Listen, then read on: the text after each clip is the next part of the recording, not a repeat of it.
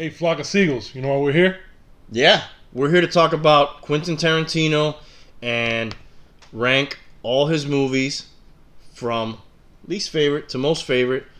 So we did a cumulative score between your ranking and my ranking. We're going to talk a little bit about each movie, and then at the end we're going to talk a little bit about some of the other movies he's involved in that maybe he hasn't directed but he's acted in or written, Right. or had a part in. He has some acting credits as well. So if you're interested if you're a fan of Tarantino or you've been wanting to watch some of his movies, we'll give you a little background. I can say for me, he's my favorite and maybe the best director. I know he's one of your favorites too. So Yeah, same here. I mean, he busted out in the scene when we were like in high school. We were teenagers, about 16 years old, 15, 16 years old, and I mean, big impact on us. Huge. Yeah. Huge. So why don't you give us a little bit of background on the man himself there? Yeah, there's a little quick bio on him. Quentin Jerome Tarantino. Jerome. Yeah. Never knew that. He was born March 27th, 1963. He started his film career in 87. So he's like 14 years older than us. About 50-something, yeah. So he's an independent filmmaker. His pretty much breakthrough was Reservoir Dogs, which he released pretty much selling scripts. He sold 2 scripts, and with the money that he made from those scripts, he put out Reservoir Dogs, which was great. Yeah. Great. It was. You were telling me earlier how much money he spent on that. Yeah, it wasn't much. It was, I think it was like 1.2 million or something, which I mean, can't make a movie nowadays. Yeah, 1.2 million. You know, not that quality at least. I think commercials are 1.2 million, but in 1992, is that a Big Kahuna burger? Yeah. Oh, thank you. Thank you. Shout out to my lovely wife Marina for making these Big Kahuna burgers. I'm gonna have to take a bite real quick. Excuse me. But to go on with a little quick bio. Man, that's good. He was born in Nashville, Tennessee, and his mom was of Irish Cherokee ancestry, and his dad, with the Tarantino, obviously everybody knows that he's Italian descent.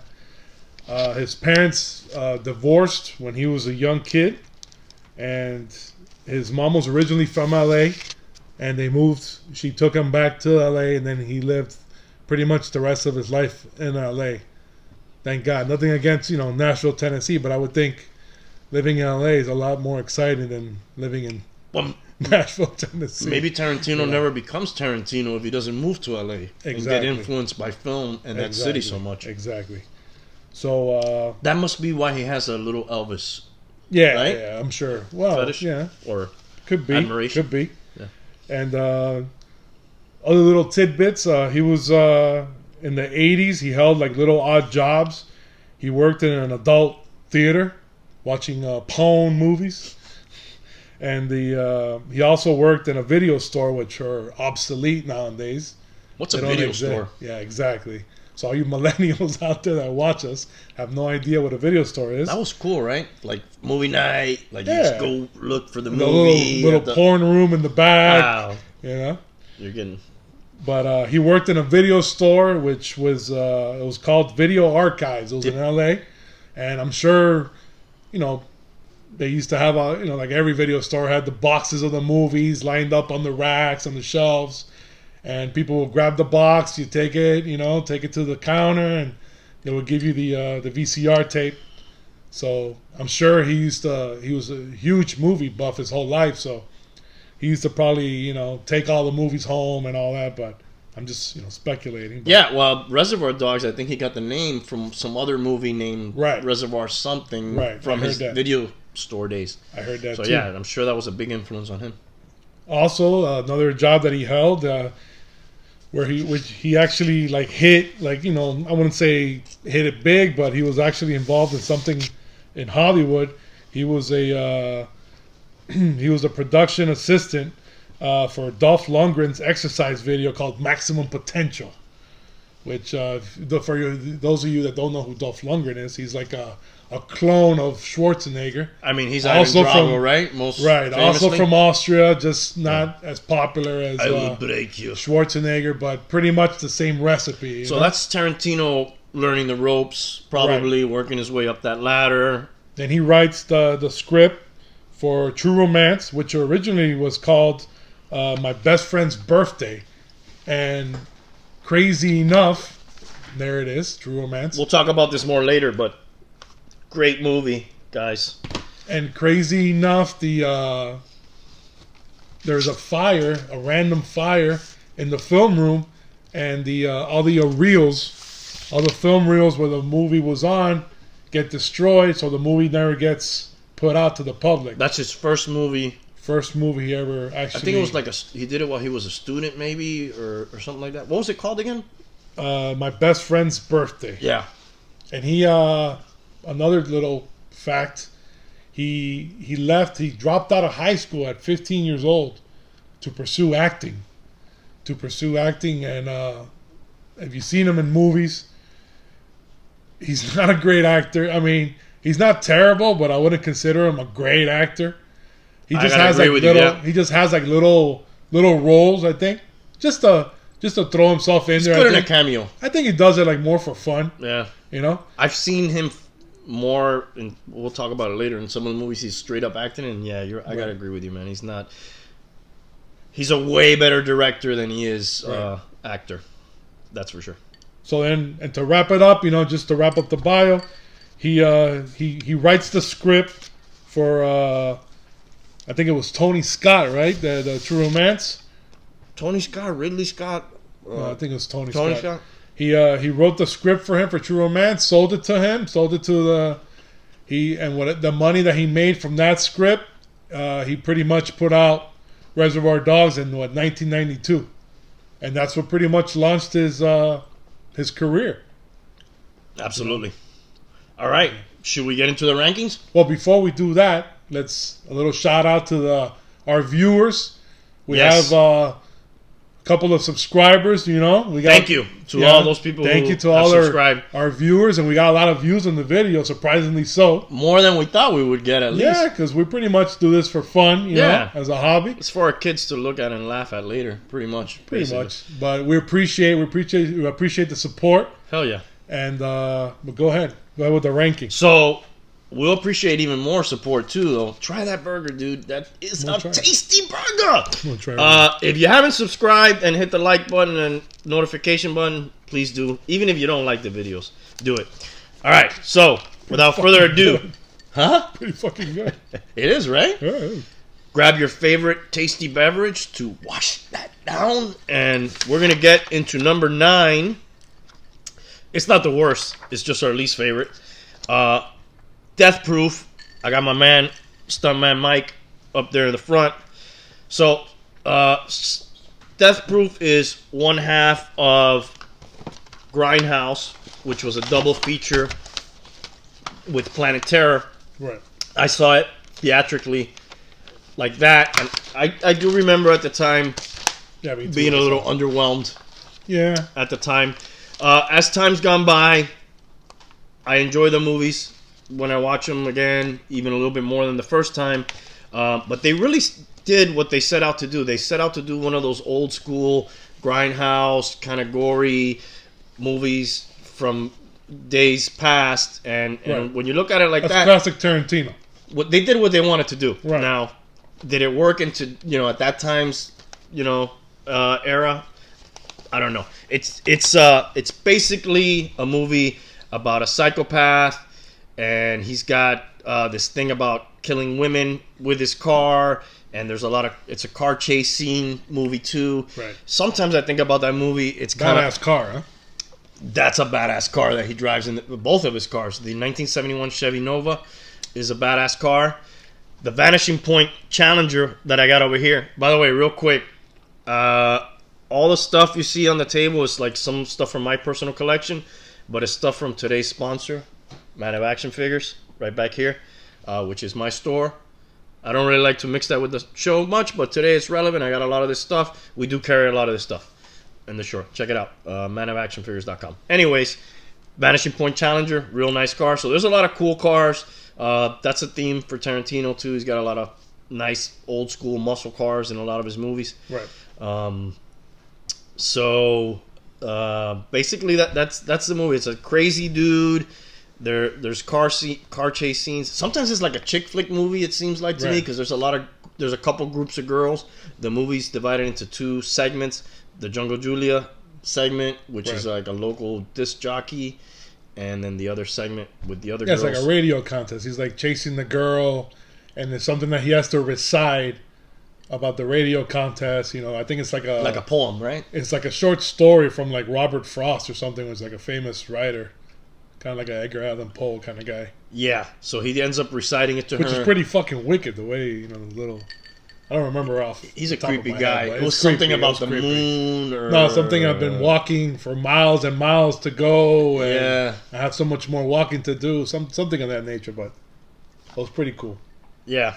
Not to mention, Jungle Julia was smoking hot. Yes, she's Sidney Poitier. That's her name too, but she's the more famous father, Sidney Poitier's daughter. Right. I haven't seen her. I don't know her credits right now.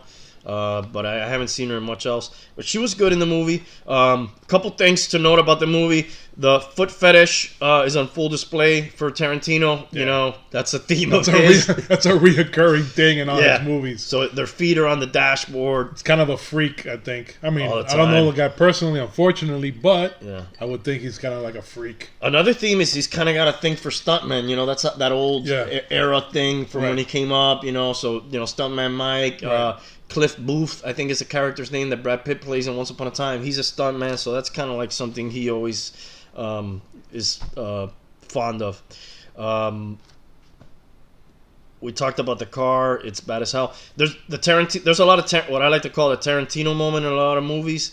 Spoiler alert coming up real quick if you haven't seen it. When he crashes into the crew, Jungle Julia crew, that's like the Tarantino moment for me in that movie. That leg gets chopped off, and you see that. Probably not something to talk about while we're having our big kahuna burgers here, but anyway. Never put your leg outside a car when you're driving around, and then when the wheel or on the dashboard hits that chick's face, the one that hits the stuff. Put your feet on the dash. No. If you put your feet on the front dash and the airbag comes out, you're gonna end up a cripple too. That's another thing. Right. Quick little note. Thanks for the safety tips. Yeah, safety tips. You're all about safety, Do you remember the ringtone from Rosario Dawson? I can't really say it right now, but her ringtone is the same song that Daryl Hannah's character is whistling as she's going to go snuff out the bride in Kill Bill. Oh, good shit. Yeah, that's her ringtone, and it's also the song she's singing. Right. A little note. Which is badass whistling, by the way. Yeah. What else do we have? The doctor from the first part of Grindhouse. I didn't catch that. Yeah, watch it again. You're gonna watch it again. You'll see. That's what I like too. Is like there's little stuff. All his movies like intertwine. Like they all connect somehow. I put my flip the hourglass. We've been rambling for a little bit. Wow. Yeah. You guys are gonna get your money's worth today. I'm gonna wrap up Death Proof real quick here. It was a double feature with Grindhouse with Planet Terror. Right. The doctor from the first part of Grindhouse, Dakota. She also appears briefly in Death Proof. Also, if you watch Planet Terror on the radio, Planet Terror actually takes place before. Death Proof takes place before Planet Terror. They didn't show him that way. On the radio, at one point during Planet Terror, they're like, "Rest in peace, Jungle Julia," and they do a little shout out to her. Interesting tidbit there. The Texas Ranger is in both parts of the movies, and he also appears in Kill Bill. He also appears in. Is it From Dusk Till Dawn? Right. And I believe he appears... he calls the bottle of liquor hooch. Hooch, yeah, give me a bottle of hooch. He appears in the TV series Dusk Till Dawn, which we'll talk about a little bit later, which Ralph brought to my attention. Right. That I didn't even know that existed. It's not bad. It's not bad at all. I mean, I'm going to keep watching that. I saw the first couple episodes. The two boyfriends in Death Proof are the Bear Jew and which is Eli Roth, and the other guy, which is Omar Doom, which plays one of the Italian characters that goes in with Brad Pitt in Inglourious Bastards to the theater. And Omar Doom is a guy that was not even an actor, and Tarantino just got him to start acting and gave him that role. He gave him the Inglourious Bastards role, and he got into acting because of him. You got any other thoughts on Death Proof? I know it's all cumulative. I think we both scored at 9, but still one you not can one watch. of my favorites, but definitely watchable. I mean, like it's one of those movies. Like if you catch it on TV, you're flipping through the channels. You're gonna stay and watch it, but you're not gonna like wake up one morning and say, hey, you know what? I really want to watch Death Proof today. You know what I mean? Yeah, totally. But it's not terrible, but definitely not one of my favorites. Right. I feel the same way. If it's on, you'll probably be like, Death Proof, let's watch it. If not, you'll be like, all right, I'm not going to like go and pick that out of my DVD or Blu-ray collection and put it in. Right. All right, should we move on to number 8? Yeah. Okay, go ahead, dude. Number 8 is... Well, number 8, fittingly, Hateful Eight is very... I don't have the DVD with me right now, but here's a figure of the Hangman for illustration purposes. Well, the Hateful Eight basically takes place in Wyoming during like the heart of winter, and it's basically like a terrible blizzard coming through. And Samuel Jackson, which plays Major Marquise Warren, which is crazy because throughout the whole movie there's like a reoccurring thing that he has a letter from President Lincoln. And it's basically like they're like pen pals, and he keeps throwing it in everybody's face for them to read the letter, and then people want to read the letter, and you know, some people believe it's true, some people believe it's fake, but it's crazy and it's hilarious and something that typical like classic Tarantino would throw something in there like in a movie, you know. But, they end up clarifying that, but yeah, he likes to throw in a lot of those things that... Right. Yeah, right. I don't want to give it away. Yeah, we don't want to give it away. He clarifies that, and it's... But that sometimes he doesn't clarify those things, and you're left to just wonder, leave like, it to... Yeah. Well, which way was it? Exactly. What was in that suitcase? And I think that kills everybody. Yeah. But... It does. But that's part of what makes it great. Right. Oh, just before I get into like the actual plot of the movie was shot in a 70 millimeter film. For you cinephiles out there. Right, for you techies out there. It's like a vintage like format that they used to use back in the day. Like the panoramic scenes, and like you see like with the stagecoach going through the blizzard. Beautiful cinematography in the beginning of that movie. When they're picking up Sam Jackson. It's great. It looks beautiful. And also in the movie, the rest of the cast, you got Kurt Russell, of course. Frequent collaborator now, I would say. He has John Ruth, John the Hangman Ruth. Yeah. The Hangman is going to hang you. Yeah. When Chris Mannix is telling that story. Which is an awesome character. The characters in this movie, I want to add, are great. The reason I think we rated it so low, because it kind of like, I don't know, like the movie kind of like comes to like a standstill once they get to Minnie's haberdashery, right? Yeah, it's hard, dude, to do a movie. Very hard. In one room. Yeah, there's not much going on in the movie. The movie's pretty much like 3 scenes. I think it's a testament to the movie that it's still watchable. That, like, if you told most directors, hey, man, do a movie, you just got this one room to work with. Right. Shit, man, that's hard, bro. Yeah. Well, the characters are awesome in the movies. That does help the movie. And the actors were great. You got Jennifer Jason Leigh that plays Daisy Domergue, which is awesome. She plays basically the leader of this outlaw gang that I don't want to give it away, but you know, a lot happens once they get to Minnie's haberdashery. And you also got Walton Goggins, which is Chris Mannix, which is a hilarious character. Is that you, Major Marquise? He's great in the movie. Yeah, he's awesome. And you also have Tim Roth, which is Quentin Tarantino. Another frequent collaborator. He's definitely big part of the Tarantinoverse. Yeah. And he plays Osvaldo Marbury. Yeah. Which is the actual hangman. Yeah. And from the town of Red Rock. Yeah. Red Rock. So the whole movie, it's Samuel Jackson is a bounty hunter. He's got 3 bodies on a stagecoach. Well, he doesn't have a stagecoach. He's in the middle of winter, just stranded. I think his horse like stepped in a pothole or something, and he had to put him down. He says, I don't remember. And basically, Kurt Russell comes with Daisy Domergue. You know, they're locked in together. They're shackled together, and he's also a bounty hunter. They start talking about how they shared a steak together and they knew each other and met one time, blah, blah, blah. Long story short, he hitches a ride with Samuel Jackson hitches a ride with him. They don't make it to Red Rock. They pick up Chris Mannix on the way, which is also stranded. Maybe he's the one that the horse had to get put down or something. No, I think you were right. I think Samuel Jackson? Yeah. I don't remember why he was out, though. Right. But he's supposedly going to be the next sheriff of Red Rock. Yeah. So they get to they don't get it to Red Rock in the movie. You never see Red Rock. You just hear of it, which a lot of it. That's another Tarantino tactic. They mention stuff a lot, mention characters, but you never actually see. So what they do is they get to like an inn, like a lodge, which is Minnie's haberdashery, and ran by Minnie. And Sweet Lou, I think her husband's name is. Yeah.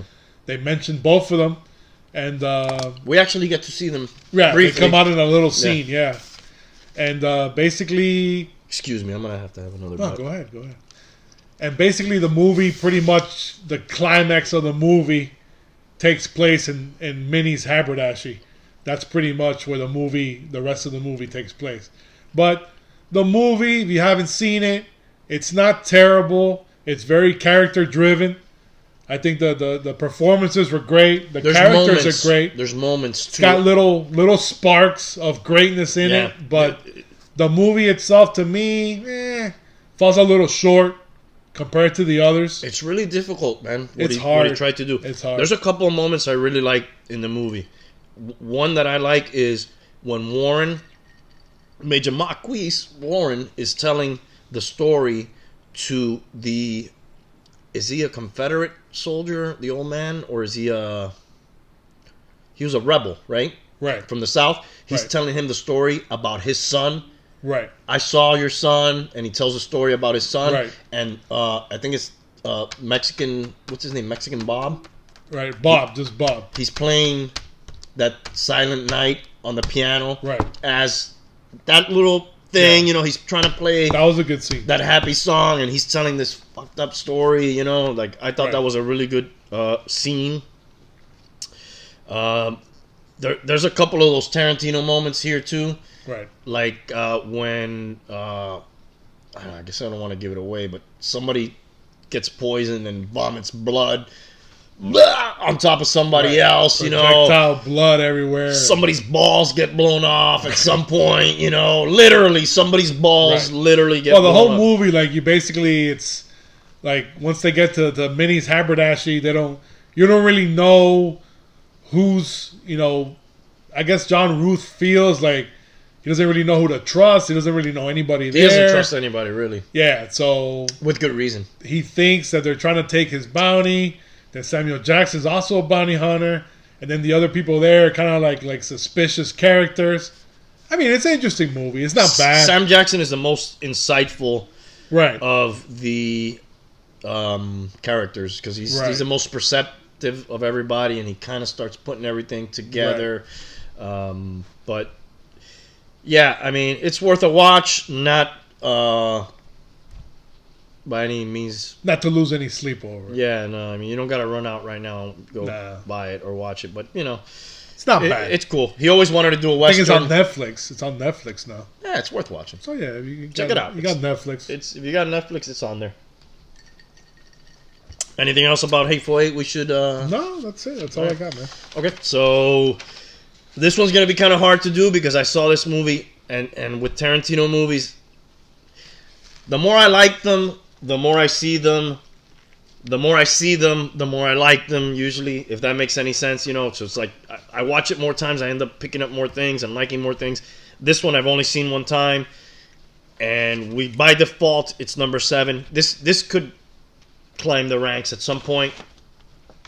It's out in theaters still right now. Once Upon a Time in Hollywood. And by the way, we're going to have a giveaway today. So I got this cool poster that was given out at the premiere of the movie. I've got this cool tin sign. This community protected by Neighborhood Watch, and it's my boys Jules and Vincent right there.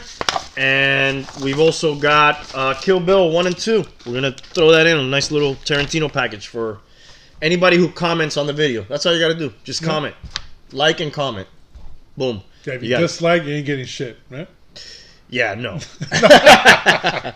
So, Once Upon a Time in Hollywood is basically one of those Tarantino universe.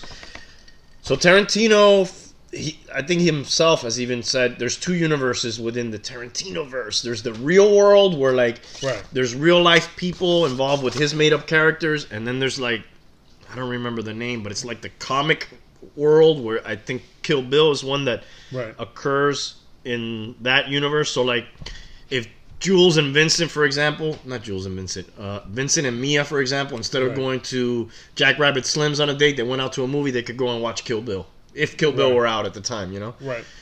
This one takes place in the real world where he gets real world events, but puts his spin on it. Sort of like he does with Inglourious Bastards, too. Right. It kind of revolves, I don't want to say revolves, but it has to do with the Manson murders, which was Roman Polanski's pregnant wife, Sharon Tate, some of their friends that got murdered by these lunatics. But really, what I think the movie is mostly about, what it really is his love story or his love letter to Hollywood, because he loves Hollywood so much, and he loves Hollywood from that era. And there's a lot of badass cars in the movie. He really kind of transformed. I've only briefly been in LA, but from what I've read and seen, he really transformed LA back to that time. Right. You know, they picked some old buildings that were still around from that era, and then made, expanded on that to try to recreate that late 60s Los Angeles look. Also, a lot of the characters, Cliff Booth, played by Brad Pitt, he was the badass of the movie, is a throwback to, that old stuntman guy. Leo DiCaprio is like a throwback to that Western actor. So he's doing like an homage, which would you say that? Homage to that old 60s Western, old cowboy movie star thing. Which he does a lot, I think. I think Tarantino does that a lot. Yeah, he shows you what he loves. Right. Like, he's not a type of director or screenwriter that does mainstream stuff just for people to, pack the theater with to make money. Obviously the guy wants to make money, like everybody wants to make money, but I think when he makes a film, he makes it to his liking, to his standards, and you could tell every single movie has a certain spin or a certain signature. It almost seems like he would make that movie just for him. Right. If he wasn't for him to have his own private theater in his mansion and just sit naked and watch it. This is a movie I want to watch. I don't know about the naked part, but yeah, maybe. Okay, he's got some boxers on at least, I don't know. So yeah, definitely. I gotta watch it again.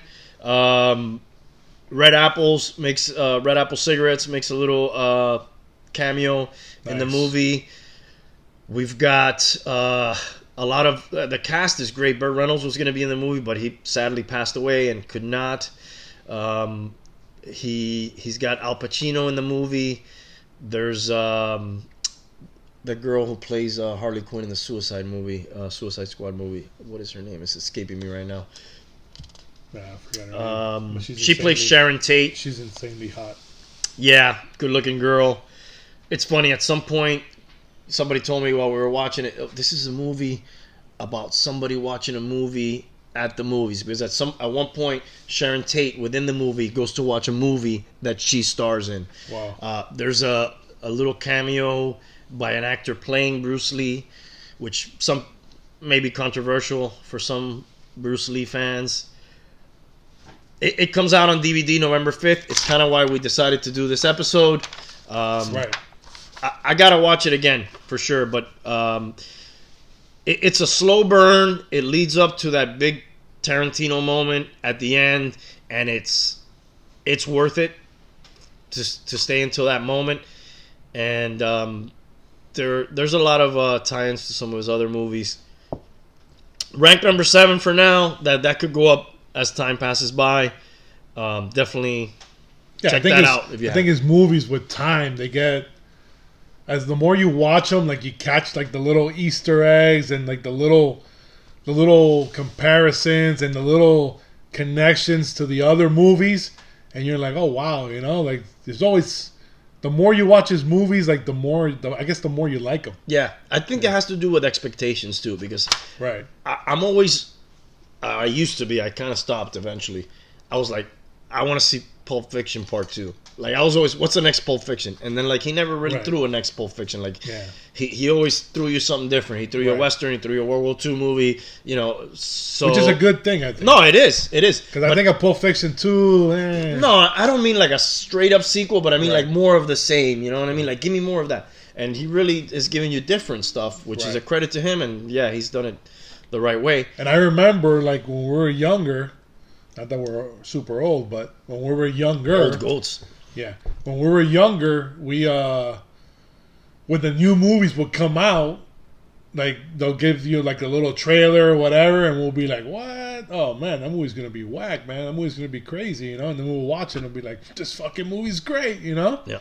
Like you would, every one of his movies, you would think like, "Oh man, that movie's it's gonna be cheesy or it's gonna be so ridiculous," because of the plot. And then you watch the movie and it's like, it changes your life. Well, I don't know about that much, but yeah, they're good movies. Just throwing it out there. Yeah. So, if you haven't watched it, you can catch it in theaters November 5th. Select theaters. Is that it's almost at the end of the run. I think South Beach is the only one playing it now. Yeah, so. And there's something in Brickell area, which is kind of like a fancy schmancy thing with a bar. I think the only we should try that one day. Cena Bistro. Take the women. Go over there, try that out one day. Yeah, we could. I don't know what it's not a Cena Bistro though. It's called Cena. Yeah, it's the same shit. Neither here nor there. They have a bar and all that. All right, guys. I wish I had more to say about that movie. I only saw it once in the theater. Don't have expectations when you go to see Tarantino movies. Sit back, relax, enjoy the show. It's a long movie. It's almost 3 hours. Jesus. Yeah, for sure. I'm gonna watch it again. So I'm gonna just scoot on down to what are we at? Number 6 right now? Are we at 6? Yeah, 6. This is a polarizing movie, to say the least. Jackie Brown. Some people love it. I recently found out some people hate it. Guy eating the Big Kahuna burger. Anyways, let me tell you the good. He'll tell you the bad. I don't think I hate it. I don't think I'm a hater of Jackie Brown, but... Like, if Jackie Brown's on, do you turn it off? You just change the channel? Just not a big fan, man. So you change the channel. You're changing the channel. Your channel, 2 a.m. You're on the couch eating some chips. Oh, Jackie Brown. Fuck you! Or are you saying Jackie Brown? All right. It depends. It depends on the scene they're on? It depends. All right, you're probably flipping if the channel. Bridget Fonda's getting banged by Robert De Niro, I'm staying on Jackie Brown. Okay, so I think, and the part of the reason why I'm presenting this movie, I think it's an amazing movie. I love Jackie Brown. I have it ranked way higher than 6. The only reason it's ranked 6 is because I think Ralph ranked it like next to last or almost last. Yeah. I think Death Proof is the only thing worse than that. So, but I have it ranked up there. I think I have it like at 3 or 4. It was the follow-up to Pulp Fiction. Right. I think that's why, man. Maybe you were disappointed by it. Yeah, it was just like a big drop-off, man. Yeah. I think if it wouldn't have been like after Pulp Fiction, it wouldn't have been that bad. But the thing is, Pulp Fiction like raised the bar fucking high. That's like you're gonna do karaoke and the guy just comes before you and he just like belts out some opera song like perfectly, and then you're gonna go up there and sing behind him. It's not gonna be as good. Come on, Eileen. Yeah. Well, we got a great cast here. We got Pam Grier, kind of in a comeback role.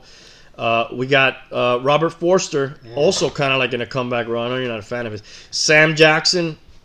I got my Kango on right now just for him. Right. He does a great job in the movie. Robert De Niro, like you've probably never seen Robert De Niro before or after. He's just kind of like a stoner dude. Right. Bridget Fonda in like a surfer chick pothead role. You even got like a little cameo by Chris Tucker. You have Michael Keaton's in the movie. Right. He plays like an FBI agent. ATF Right. agent, and then I forget the other guy's name who's like the FBI guy that they're working together. Right. This movie was originally a book named Rum Punch. It's basically like a money heist movie, and it's basically like a hangout movie, I think, too, when you're watching it. They're just kind of like little scenes, you know.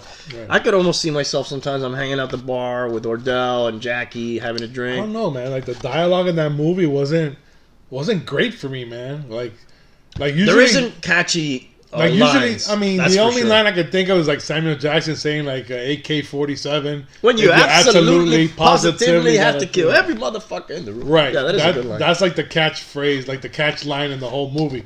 But I don't know, man. Like it's not in typical Tarantino fashion, man. Like No. the dialogue is not great. There's not the catchy one-liners for sure. Right. There's not the Tarantino moment for sure of violence. The reason why is No action in that movie at all. That's another thing. it's too, a man. slow burn Very slow, conversation. And Max heist Cherry thing. just doesn't cut the mustard for me. I think for what he's doing, he does a good job, man. What is he doing? He's a dorky bail bondsman that has the hots for black chicks. That's basically what he is in the movie, right? And he does that. But it's just I don't know, man. He's just I don't know. What did you want him to be? I mean, I don't know. Maybe I expected too much. I don't. But know. he's not playing a cool guy. He's playing kind of like a dorky guy who's older and He's he's very just trying to dorky, get man. laid, you know? I And he know. doesn't even get laid. Right. Anyways, the Bridget foot Fonda fetish. was hot though in that movie. Yes, she was. And the foot fetish, I think, is with her. And De Niro is staring at her feet when they're in the Ordell's beach apartment. Oh, sorry to cut you off. Little shout out here to What are we drinking tonight? Glenn Fetich. Glen Fetish. Yeah, which Whiskey. is single malt whiskey. Not bad, huh? Yeah, we're always drinking Right. something here. If It you helps. It helps with the. it helps sitting or here. hurts. I'm not sure. I mean, it helps, to talk, I think that you can get this for like under $40. This is aged 12 years, and it's pretty good. We're just drinking it on the rocks tonight. Yeah. Not bad. Shout out. Maybe they'll sponsor the next show. Yeah, okay. So, little funny thing about the movie. So it's basically Pam Grier. She stars as Jackie Brown. In the book, the woman was not a black woman, and also she wasn't bringing the money from Mexico. In the book, they were bringing it from the Bahamas. She's basically, and it's left up for interpretation too, where like, was she playing Max Cherry, or Max Cherry got paid too? It's not like he did it for free. Right. But is she the one pulling the strings, or she just made the best out of a situation that she caught herself into? Michael Keaton's role as the ATF agent is reprised in a movie which is on my recommendations. I'll talk about more later, which is called Out of Sight. He plays the same character in that movie, ATF agent, which is also adapted from another Elmore Leonard book. Which I'm gonna start reading a couple of his books, man. Really? I like that movie. I like Okay. both those movies, dude. Okay. I mean, I don't really have a lot of time to read, but I got a library in there that of books that I want to read at some point when I have time, and I'm gonna read them. I'm gonna give them a try because I enjoy them. I know you don't like it, but I enjoy the movie. I really enjoy Out of Sight. I want you to see Out of Sight and report back. I'll If watch you it. hate both of them, then you hate this Elmore Leonard guy. Hey, listen. Really, that's I'll the watch guy you hate. I'll watch it. Watch it. Let me know. Money Heist. It's a good movie. Watch it. Don't listen to Ralph. Watch it. You got anything else to say? You got anything nice to say about Jackie Brown? Yeah, Pam Grier looked pretty hot in that movie too. Oh yeah, man. She doesn't look hot right now. Have you seen her lately? Yeah, terrible. I mean, damn, she's old. But man, she Very old. was keeping it together still there as Jackie Brown. Yeah. Well, a movie came out in what, like 97 or something? It was the follow-up to Pulp Fiction, and Tarantino at that time took a long time to do movies, you know? Right. So, Pulp yeah, Fiction came probably. out in what, like 94? Let's see here. I got it right here in front of me. 94? I believe it's 94, yeah. So that came out in what, 97, I think. 97? Does it say it on this damn thing? I don't know. I I think don't it came out in 97. We'll say something like that. All right, so without further ado, we're going to go to number 5. I know one of your personal favorites. What is it? It's, what is it, Django, right? No, No? Reservoir is number 5 Oh, okay. because I have it ranked That's lower right. than you. This is one that I don't. This is my Jackie Brown. No, I don't hate it. I like that movie. No, but Reservoir Dogs is good, man. It is. Anyways, I'm gonna finish this burger. Go ahead. Yeah. Anyways, well, Reservoir Dogs was pretty much like what put him on the map. You know, like his first film that he actually wrote the script and directed it, and he also starred in it, even though his character sucked. But anyways, this is Mr. Brown, right? Mr. Brown. Mr. Shit is what they call him in the movie. But anyways, Reservoir Dogs is pretty much you got let's see here. You got Lawrence Tierney, which is Joe Cabot, which is an old guy, kind of like a wise guy, right? Kind of guy, you know? And he has a son, which is played by Chris Penn. Rest in peace. Brother. Let's take a drink to Chris. Rest in peace to Chris Penn. Sean Penn's fat brother, huh? Actually, he looked pretty like a cool guy. But anyways, He's like a guy you want to hang out with, right? Yeah, he looks like a cool guy. Huh. But Chris Penn, he was Nice Guy Eddie, which is a fucking great name for a character in a movie. So he plays Nice Guy Eddie, and does that mean he's really a nice guy, or does that mean he's not really? a nice I think guy? it's like, you know, like somebody that's called Tiny, and they're like fucking 8 feet tall. Yeah. But they both basically putting together like a diamond heist, and they got all these guys, career criminals. A couple of, you know, all these guys are all scumbags, douchebags, in and out of jail their whole life, done time in prison. St. Quentin, they mention, you know, Pelican Bay, all the famous prisons in LA or in California. And they pretty much, they're all strangers to each other. They don't really have no connection to each other other than Joe Cabot and Nice Guy Eddie. So what they do is they set up code names. So they all have a code name. It's colors. It's all different colors. So you got in the cast, you got Harvey Keitel, which is freaking awesome in the movie, is Mr. White. Tim Roth, which is Mr. Orange. There you go again, Tim Roth again in the movie, in a Tarantino movie. That's two. That's two right already. Off the bat. That are off rip. Yeah. Michael Madsen. Another he plays Mr. Blonde, because according to Joe Cabot, can't be a fucking Mr. Yellow, because yellow means you're a fucking coward. And Chris Penn, I already mentioned as Nice Guy Eddie. Was Chris Penn in True Romance? Yes, he was. He played one of the cops. There you go. So kind of frequent guy. Steve Buscemi, which was fucking great in the fucking movie. I mean, Buddy Holly was supposed to be our waiter tonight, but he had the night off. And he plays Mr. Pink. And he says, "You might as well call me Mr. Pussy."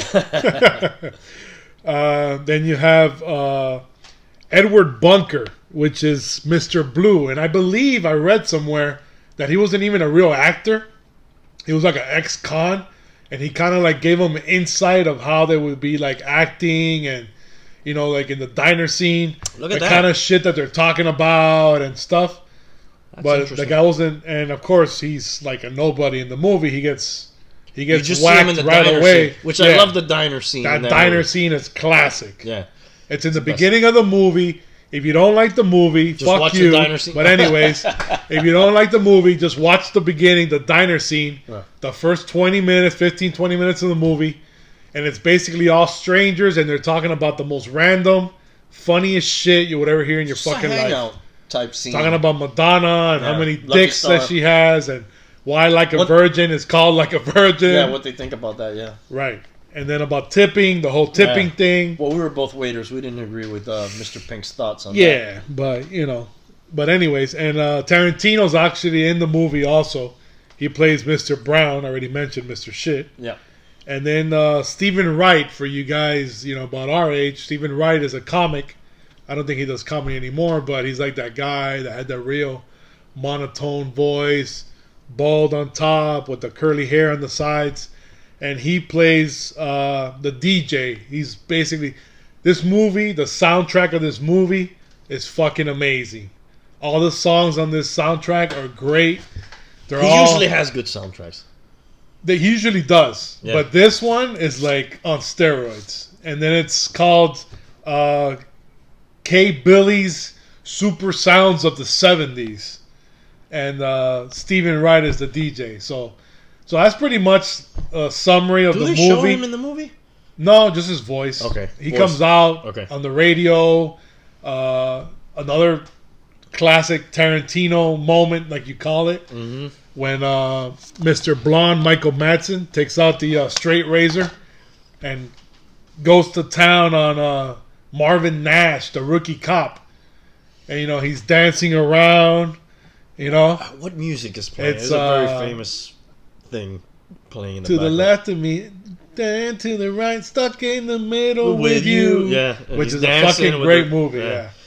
But that's just gotta freak you the fuck out if you're tied up and some dude's dancing. And then he pours gas on him. He pours gas on him, and then he cuts him up. Yeah, and right when he's about to light him on fire, that's when we stop because we don't want to spoil it for nobody. But it's a great movie, man. I think that the statute of limitations for spoilers has passed on that one.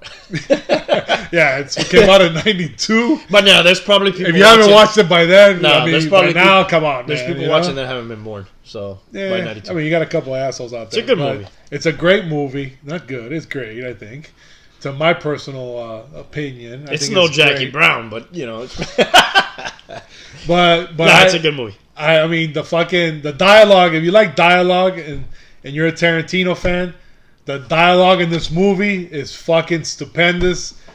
Great one-liners. Great. I mean, funny shit, man. They talk about Alabama in that movie, which is the character from True Romance, played by Patricia Arquette, Smoking Hot in that movie. Smoking Hot.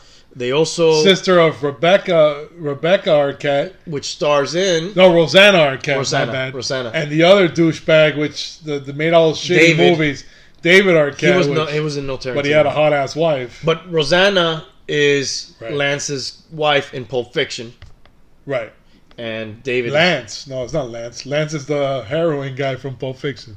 Well, she's her boyfriend. Oh, that's right. She's in it too. That's right. You're right. She's her. I thought that's why you mentioned it. No, I think you were talking about True Romance. Patricia is in True Romance, but her sister is in Pulp Fiction. That was the connection. Clarence Worley. True Romance. Right. How did I get on True Romance? Alabama. They mentioned Alabama. Right, Patricia Arquette. So we're getting sorry. Fucking spazzed out in the Tarantinoverse. But yeah, I just wanted to mention that real quick. Alabama's mentioned in the movie. I got you. She's a character. Also, Michael Madsen's character his full name is Vic Vega. Which is brother of Vincent Vega for you Tarantino buffs out there. Yeah. And there was a Tarantino Vega Brothers movie in the works. Works. Right. Never came out. Probably never will come out. That would have been something I would have liked to have watched. Right. But yeah. And another thing to mention about Reservoir Dogs, another classic Tarantino move. You would think, director, whatever, screenwriter, they would use a diamond heist as a climax to a movie about guys that want to steal shit, right? Yep. No fucking scene of the diamond heist. The most you get of the diamond heist is Mr. Pink running down the sidewalk with a couple of cops chasing him. That's it. You don't see the shootout. There's no epic shootout like in the movie It's Heat. left to the imagination. It's left to the imagination. Typical Tarantino, classic Tarantino, fucking vintage Tarantino. Absolutely. Which is awesome. I mean, you don't really appreciate it at the time. Maybe if you're a dickhead. There's a lot of dickheads that don't like Tarantino because they think, his movies are boring. There's a lot of talking. To each his own, But, no, fuck that. He's great. And I want you to acknowledge it. Yeah. But it's classic, man. Yeah, it's definitely I love that within shit. his stuff. But go ahead. What do we got next? Okay, we wrapping it up on Reservoir? Yeah, I mean, we could. So, over here, we're going to move into number 4. We're getting down to the nitty-gritty right now. Yeah. What's number 4, Hoffa? Inglourious Basterds. No, you're getting ahead of yourself. Oh, my bad. Cowboy, dude. Here we go. Visual aid. Django. Yes. With the D silent. Unchained. Which is a fucking great movie. Right? Yeah. Django Unchained. Which I think was great. And me personally, these fucking glasses, like I couldn't really see what the fuck. But anyways, me personally, I love that movie. A lot of people think or rank it right under Pulp Fiction. I think that's a little high, maybe, for my taste. But it's a great fucking movie. It's a fun movie. And a very controversial movie when it came out because of the whole slavery thing. Even the toys were controversial because people were calling them slave toys. Right, and they wanted to take them off the shelves. They ended up taking off the them. shelf. I have a very valuable Bromilda figure there amongst those other Django figures. Right. Which just became valuable because they pulled them off the shelves and people were so outraged about them. But anyways, tell us a little bit about Django. Well, Django's basically, the cast, you got Jamie Foxx, which plays Django, which I think he did a fucking great job. He was fucking spectacular. Then you got Christopher Waltz, which I think is fucking great, man. This guy's on point. I mean, in Inglourious Basterds as the Jew Hunter.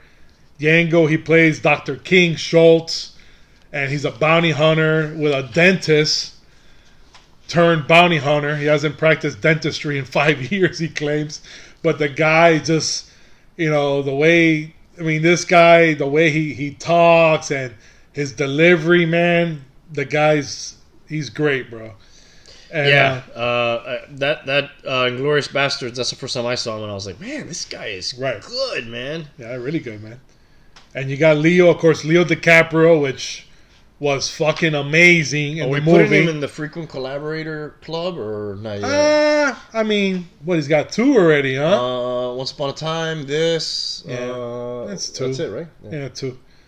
But, and he plays Mr. Candy, which is pretty much like a plantation owner. Right. And Samuel Jackson plays Stefan, which is like basically his house and the N word. I don't want to say it, but he's great, man. I love that scene. You gonna let him sleep in the house? Right. So he basically, and it's awesome when they make the film. It's awesome how the scene where they show 2 different rooms.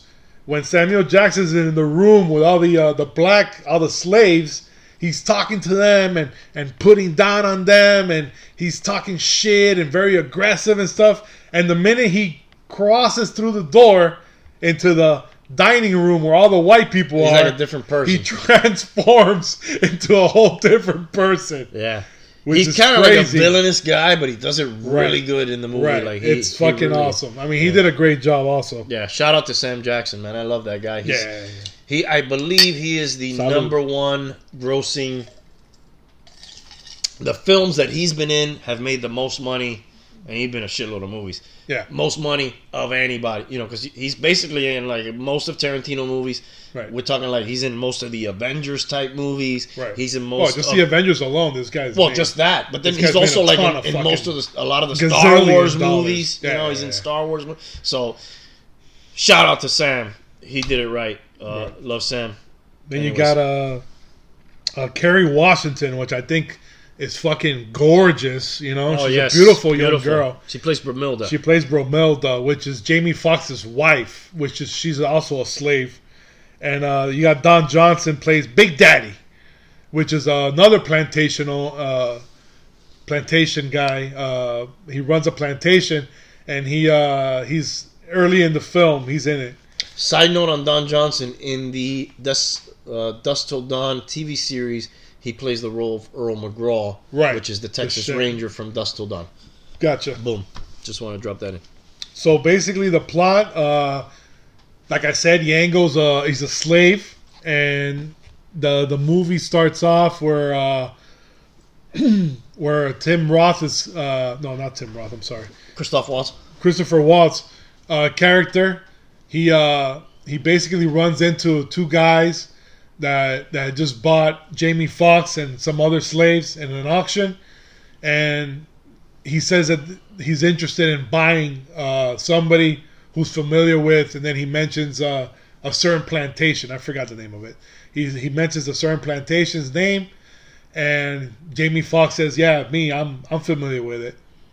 So when he goes to talk to Jamie Foxx, the 2 guys kind of like get up in an uproar and talking shit, and he gives him the business. The business. He gives him the business, and he basically What is tells the business? What do we say that? he fucking pulls out the gun and fucking wow. I mean, like, I know what you mean, but Right. why the fuck do we say that? I don't know. I mean, I know we've heard it and we say, but what the fuck is the business? well, the business is nothing good. You don't want to get the business. You don't want to get the People. fucking business. Yeah. But anyways, he gives them the business, and he basically takes Jamie Foxx with him. The other guys get freed, whatever, blah blah blah. So Jamie Foxx, he becomes a bounty hunter along with him, because Christopher Waltz is a bounty hunter, and he basically trains him like a bounty hunter. And what they're doing is he has there's 3 main bounties that they're looking for, which are 3 brothers, and I think it was called the Billingsley or the Bisley brothers, something like that nature. So when they killed the brothers, he basically makes an oath to Jamie Foxx, saying, "You know what? I gave you your freedom. I've never had anybody free under me. Like, I've never freed anybody from slavery. So I feel kind of like obligated to you. So I'm gonna help you find your Bromilda, which is his wife." And basically the story, like, even though it's got a lot of like gore and a lot of crazy shit take place in it. What's the Tarantino moment in that movie? Tar and feathering somebody. Is there a fight scene with a guy? I mean, when he fucking gives them the business, their brains like splatter everywhere. The business. All right. The business, yeah. But, I mean, to break it down, really, the movie is really a love story. It's really a guy, which... If I recall correctly, the music is pretty cool, too. When they play a lot of music. Great music, man. Yeah. And Jamie Foxx is basically just looking for his lost wife, man. And he loves her, and why wouldn't you look for her? So he's basically looking for Bromilda the whole time, and it's a good movie, man. I mean, it has great dialogue. Like I said, DiCaprio is fucking great in the movie. Yeah. It's a little bit of a controversial theme with the whole slavery thing and everything. Yes.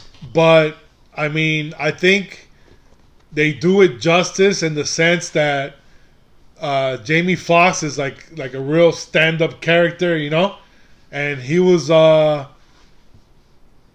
just, all he wanted was just his wife, man. He just wanted to find his wife, and when he's standing behind the door, and there's a scene that Christopher Waltz tells her they're speaking in German because she was sold to I believe she was raised in a house where she was owned by German slave owners. So she learned some German. She learned German. So, and then Christopher Waltz, his natural tongue is German in the movie, which it is in actual real life. Mm-hmm. But he says, I haven't spoke my natural tongue in over 4 years. And they start speaking in German, whatever. And he says, there's somebody standing behind that door. I'm sure he wanted to put his real tongue in her. So then, when Jamie, he knocks on, he's sitting on a bed, and he knocks on one of the what do you call those anyways. I can't help you out there. I don't know. Yeah, on those wooden like, I guess, pillars on the corner of each bed. Posts. Right. So he knocks on that of the bed, and Jamie Foxx opens the door. When she sees him, she just dumps the glass of water and fucking faints. She passes out. She never thought she was gonna see him again. Right. And another scene that I love in the movie is they're sitting like in a camp. They set up camp. What do you have this rank personally? Because this is a cumulative score. It sounds like you like this movie. I like it more than me. What do you got? Like 3? I like it a lot. I mean, to me, it's like 3, man. Okay. I like it a lot. I mean, it's a good fucking movie, man, and it's really good. And no, I enjoy it. The story flows like really good. There was another Django, another movie called Django, which was also a western, that he drew some inspiration from. Right. For this. That's movie. Another thing I wanted to say. Tarantino, he's you could tell, like he loves like the old spaghetti westerns For you millennials out there that don't know what the term spaghetti western. What's a spaghetti western? Well, I'm glad you asked. Well, allow me to retort. Back in the day, I'm talking about back in the day, probably in our parents back in the day. Yeah. When they were fucking kids. When they were watching movies. Right, when they were watching movies in black and white. The theater. All the westerns were put out by Italian directors and producers. Out in Italy, I think they could save some money by shooting them out there too, I think. So that's where the term spaghetti western, which is kind of like a racial term, I think, spaghetti western. But, I mean, some great movies were made out there, Good, Bad, and the Ugly, for a few dollars more, Fistful of Dollars. Pretty much anything that Clint Eastwood put out. Yeah. You know? And if you notice, he wears a lot of the same gear. Right. Throughout the poncho, those movies, they would do them back to back. Exactly. The Man with No Name. Anyways. But back to Django Unchained, you could tell off rip Tarantino, he's put in his work on this one. He loves the whole Western theme, the whole revenge theme. He's big on the revenge thing too. Yeah. Django at one time says, Christopher Waltz asked him, would you want to become a bounty hunter with me? And Django says, what, kill white people for money and get paid for it? That's the greatest job in the world. Which I think was a great fucking line. Not that I hate white people or anything, but I'm just saying, it was just fucking. It was funny. Line. It was funny. Yeah. But so the movie basically, like I said, is a love story, Western. It takes 2 years before the Civil War, so obviously there was still slavery going on. So in the Tarantinoverse, this takes place just before Hateful Eight, or right after Hateful Eight. You said it was 2 years before. Oh yeah, before. I'm sorry, before. So like, Hateful Eight, yeah. If we were to watch, so maybe Samuel Jackson was fighting alongside somewhere in the Django-verse, or getting ready to ready fight. Yeah, which is crazy if you think about it that way, because we would need some high potency drugs to fucking get into that conversation. Well, I'm just saying, like, you could lay lay out his movies chronologically, right? Like in a timeline. Yeah, so you can say this. What year we talk? I don't even know what year we're talking about. I think it was like 1830 something or something. So you're talking like Hateful Eight, Inglourious Bastards, right? Once Upon a Time. Then I don't know. Reservoir probably takes place before Pulp Fiction. Jackie Brown, that's what I was. Well, Jackie Brown's in the 70s, so I would think. Yeah, I would think Jackie Brown before Reservoir. Anyway, yeah. I was laying out the example of what I was saying. Right. Yeah, that's for another podcast. We didn't do all that work. We did more work today than we did ever in our high school career. That's for sure. Right. I didn't want to say that because my son probably is going to watch this, but but we did a lot of work though. Yeah, so we did. It could be. Yeah, we did. All right. It's fucking sad. What else we got on Django Unchained? Is that a wrap for Django? That's pretty much a wrap, man. I mean, if you like westerns, if you like revenge movies, if you like that spaghetti western feel, with a little twist. I think with the slavery thing, obviously, is a big twist. There's not really any westerns with like a slavery thing. Yeah, it creates a comedic effect to see him as a free man amongst all those other people. Right. That always has like a little comedy effect when they see him riding around on a horse, and they're like, a lot of the people are slaves during that time, but he's not. So like And if the N word obviously offends you, don't watch this movie. Yeah, well, you shouldn't watch. They use it very loosely in this movie. You probably shouldn't watch any Tarantino movie if that word offends you, because he really does. Which is another thing we wanted to talk about. Like, he always drops like the N word in all his movies, but then he has a lot of couples which are like interracial couples. Yeah. So he's like kind of like trying to like balance it out, So you're talking like Mia and Marcellus, right? Jackie and Robert Forster's character Max Sherry, even though they weren't really an item. Also in but Pulp Fiction, you got the Bonnie situation, which is Jimmy, which is Quentin Tarantino, and Bonnie, which comes out, which is a black nurse. You got another one in Jackie Brown. You got Odell Roby and Bridget Fonda, his little surfer girl, right? But anyways, that's all. That's another thing he does, though. Yeah, right. He's caught a lot of flack for it over the years too. Sam Jackson's been one of his main protectors in Right. that sense. Right. You know, Spike Lee has spoken out against And I think him a that's lot. why, like, maybe he made him like that character as who knows, man. Maybe like that's his little like to laugh in people's faces, like Yeah. you know, like oh, like Sam Jackson is my house. Yeah. You know what I'm saying? Yeah. So who knows? Because Quentin Tarantino always has like those little tidbits and little Easter eggs like thrown in there. All right. Let's hit number 3, shall we? Go ahead.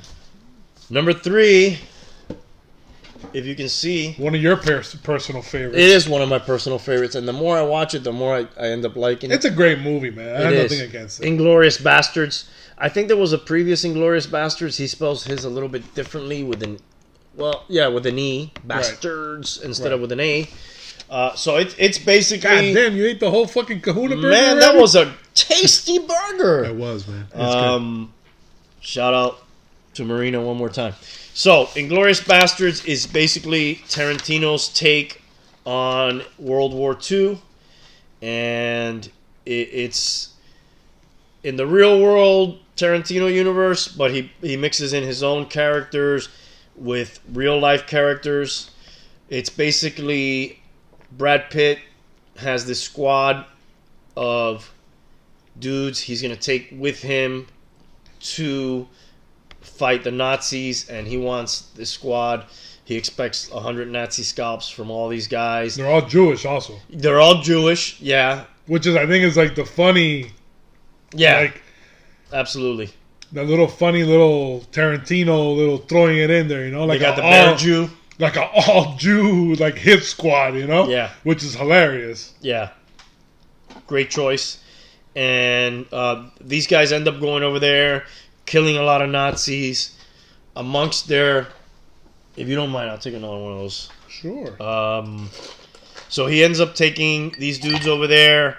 They're killing Nazis. As they're killing Nazis, they end up getting a chance to be involved in a plot to go and assassinate a big portion of the Nazi high command, Right. which even ends up being potentially Hitler Right. amongst those people. Unbeknownst to them, there's also the woman who appears in the beginning of the movie, which the beginning of the movie, Spoiler alert. yeah, it's shot. You can pause it for a second if you don't want spoilers. It's shot beautifully, and I'm not like a big cinema, but just you could tell when you're watching. It's like, man, Yeah, you know, it's nice. the scenery looks real well. Talking about the scene in France with the dairy farmer. When he goes to the dairy farm, Yeah, and yeah, he the Jew hunter, played by Christoph Christoph Waltz. Waltz, Hans Landa, goes there to kind of like That's interrogate. a great scene, man. It is. It's awesome.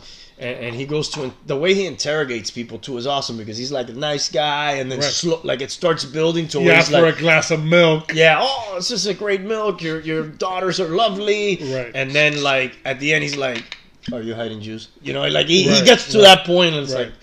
The whole way he works it up is... it's well done. She appears in the beginning of the movie. Au revoir, Shoshana! And then later, this woman... That was pretty good, man. and, Was French? You took I French in high did. Took school? 3 years in junior high. I wish I would have Wow, took more. man. That's pretty much all Look I can at say. you, man. Yeah. Merci, monsieur. So she ends up running a cinema in France Right. under an alias, Emmanuel Memo or something like that is her name. Was that black guy her boyfriend? I believe so. I There mean, you they- go. they- It's another interracial Oh, couple. there you go. I There didn't you think go. about that one. She does make out with him or whatever. And it's assumed that that's her squeeze.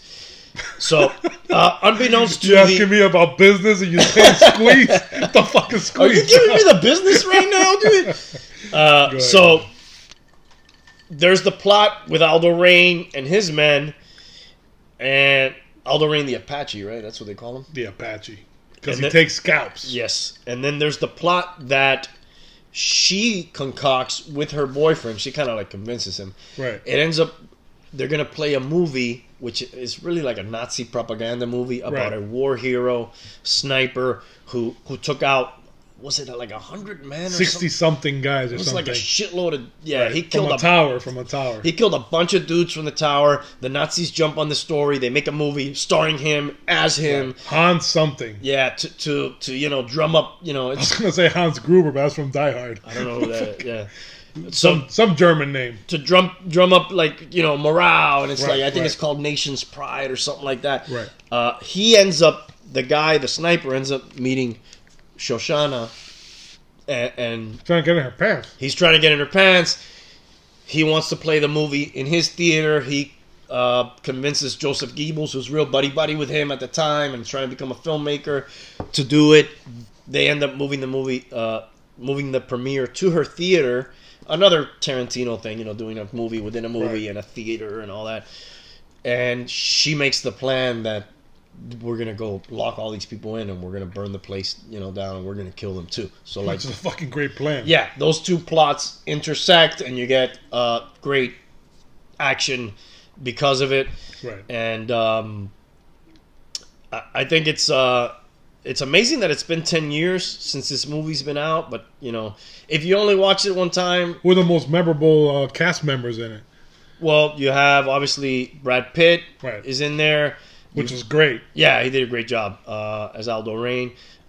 Like we mentioned before, Christoph Waltz. That's the first time I seen him, and I man. was like, man, this guy's awesome. This dude. guy was awesome, man. That's a bingo. And That guy was great, man. who else do you have in there? This guy he's been in X-Men too. He plays the British guy the one who when they're at the bar, he does the three the wrong way instead of like, this is the German three. And when he does the three like this, Magneto? does he play Magneto? What's his name in that? I think he's a young Magneto, right? Is that what he is? Yeah, he plays in the X-Men First Class, I think. They're called First Class. I have his name on the tip of my tongue. I can't remember it right now. Who else do we have in this cast? I'm not familiar with the gentleman who played Hitler. As we mentioned before, the guy who was in Death Proof, Right. Eli Roth. Right. He's they call him the Bear Jew. Which was great. Yeah, Donnie. awesome. Donnie Yeah. the Bear Jew. Yeah. And With a scene where they got the guy on his knees, and all you hear is the bat hitting the side of the stone wall. Clank, he's pretending to be clank. like Ted Williams or something. Yeah. With his bat, and then one of the other guys that we spoke about, his name is Omar Doom.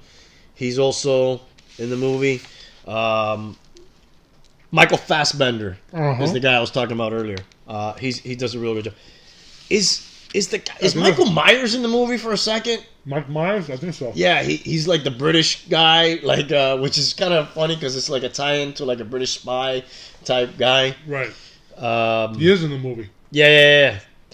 He's that guy, right? The one who like briefs Fassbender on the whole thing when they're with Winston Churchill. Right. Those are like the major actors in the movie. So like if you like World War II, but you're not like, you don't want a historical take on it, and you like Tarantino, it's a cool movie to watch. Great cinematography. Yeah, it's a cool spin on it. Music again. I think I say this with almost all of his movies. Yeah, great use there's not of music. There's not one Tarantino film that you say, oh, the soundtrack sucked. Yeah. Or the music was horrible. I mean, Well, me and my wife's song is "Let's Stay Together" by Al Green. They play that in Pulp Fiction, and that's like our song. So, yeah, I love all. Wow. I mean, wow.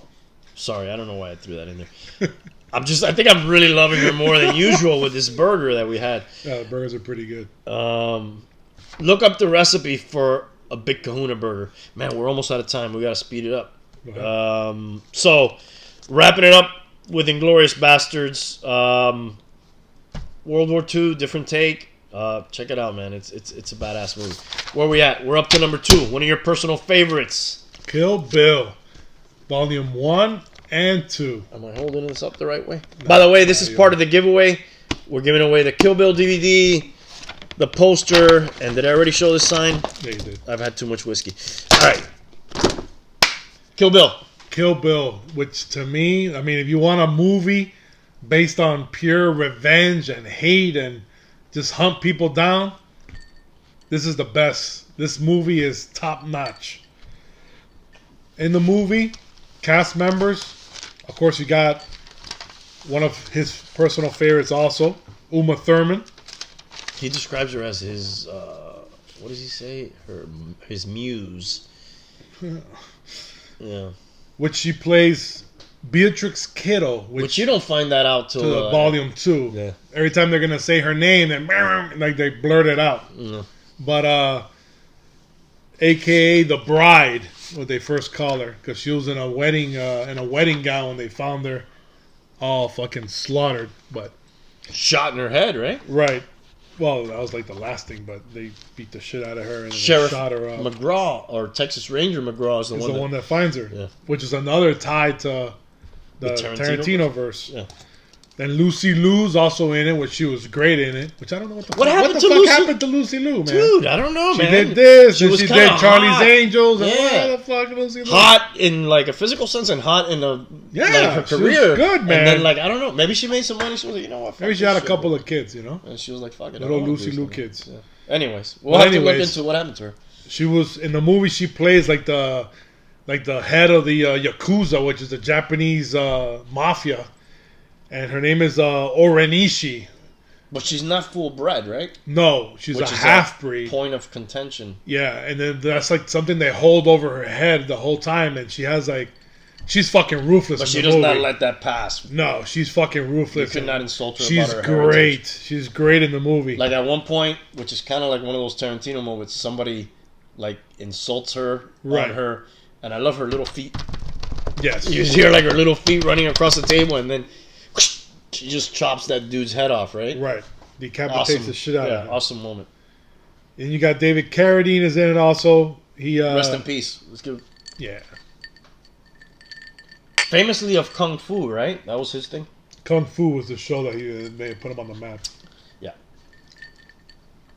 That was kind of like a perv, though, huh? And then they found him like in a closet, like hanging. He was into that whole asphyxiation thing while you do your business. All right, let's not. Is that giving it the business? No, not that kind of fucking business. Doing your business. That's not the business. I don't know. But anyways, another thing about lead this movie. Lead singer of NXS too. Another thing about this movie, which I love, snakes. Like that's like my animal of choice. You like snakes? I love snakes. Oh my god. Not trouser snakes. I love snakes. But anyways, I kill them every chance I get. I'm sorry. Another cool thing about this movie, the name of the group that Uma Thurman was in was the Deadly Viper Assassination Squad. Which, let me tell you something, and it's probably not, but remember when Mia, which we're going to get into Pulp Fiction really soon, tells her story about her pilot? Right. It's about a group of women. Right. And it almost sounds like she's talking about this. Right. Anyways, little tie-in, loose tie-in. And then she would say like a little one line like joke and shit. I love that joke. I tell it to my kids. No. So then another cool thing, like all the characters in the movie, they all have code names which associated with a type of snake. Like for example, Uma Thurman is Black Mamba. Lucy Liu is Cottonmouth. David Carradine, which plays Bill, which is the leader. Of course, his name is Snake Charmer, which is pretty fucking cool. Charms all the snakes. I guess is what you're saying. Then you got Vivica Fox, which is extremely hot in that movie. She was a fox in more ways than one. She plays Vernita Green. What happened to Vivica Fox? I don't know. Did Kill Bill just kill everybody's career that was in it? So. Hold on. But it's a great movie, though, man. Did Derek Carradine do anything after? I think they found him in the closet later. Did Vivica Fox do anything? No. Did Lucy Liu do anything after? No. What did Uma? Uma's done some stuff. After this, I'm not sure. Did Sonny Shiba do anything after this? Sonny Chiba. He was in it. I know. Did he do anything after this? I don't think Sonny Chiba did anything for like 30 years. Wow, yeah. He but brought Vivica Fox is Vernita Green, and she was Copperhead. Yep. That's her name.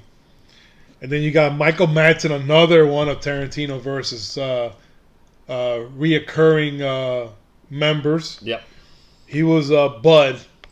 Bud. And of course, his name is the Sidewinder. Is he the one that gets fired from being a bouncer? Yeah, he's a bouncer at a titty bar. That scene when he gets fired is like, I forget how it goes when he's telling him about the schedule. Right. And he's like, you're not on this day, you're not on this day, you're not on this day.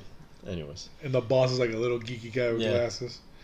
Then you got Daryl Hannah, which she hadn't done anything since it's like Splash. a comeback, yeah. He says he doesn't do that purposely. I think he does. I think he does. He gets... Let me bring She somebody... was badass in the movie. Oh, yeah. With the Elle eye patch. Driver with the eye patch, sexy as shit. Yeah.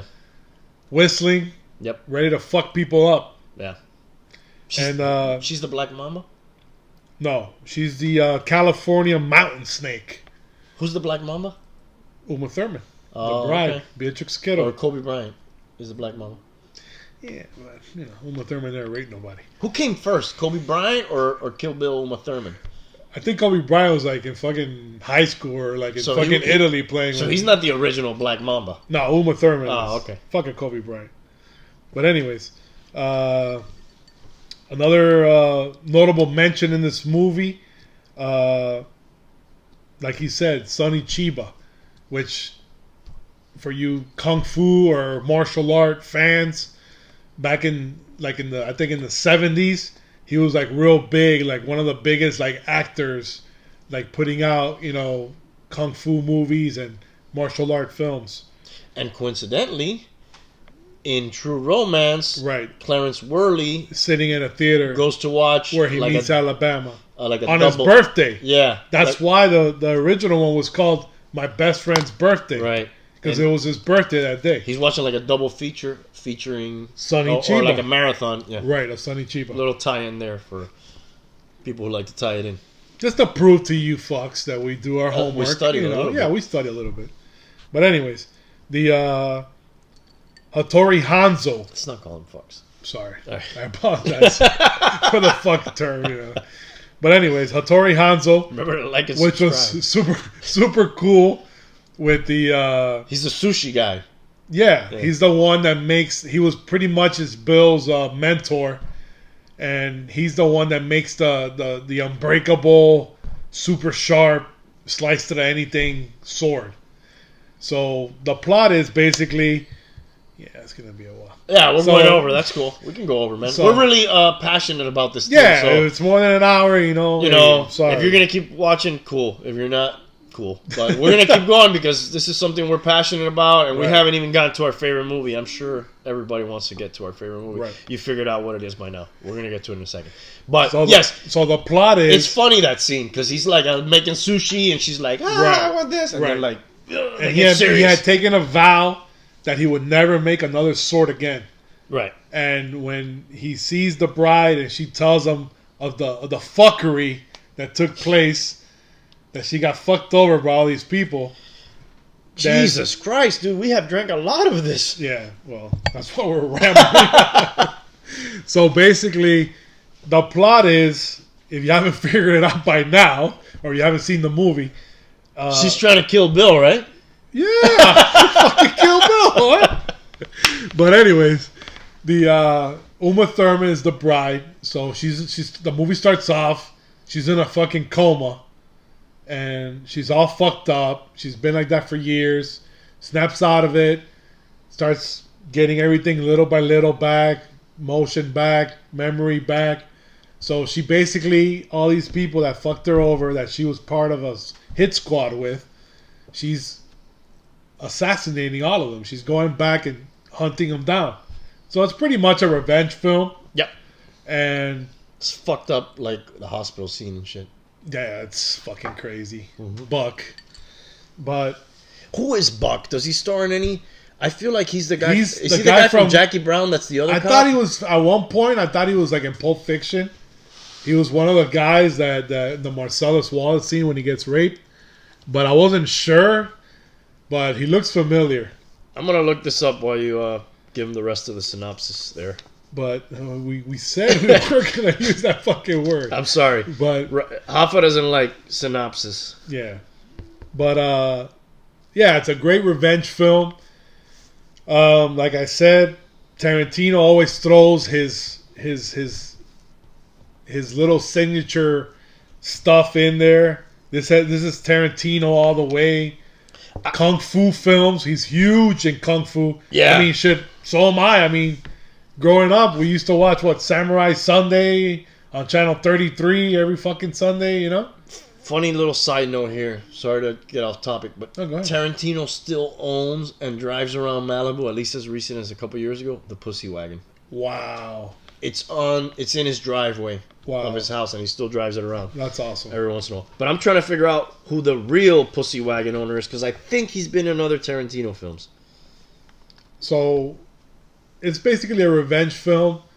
The fight sequences, the action in this movie, I think It's like a live action anime. it's really over the top.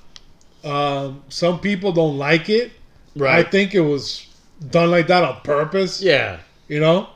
And if you like classic, like Kung Fu movies, then there's no reason not to like this one, you know?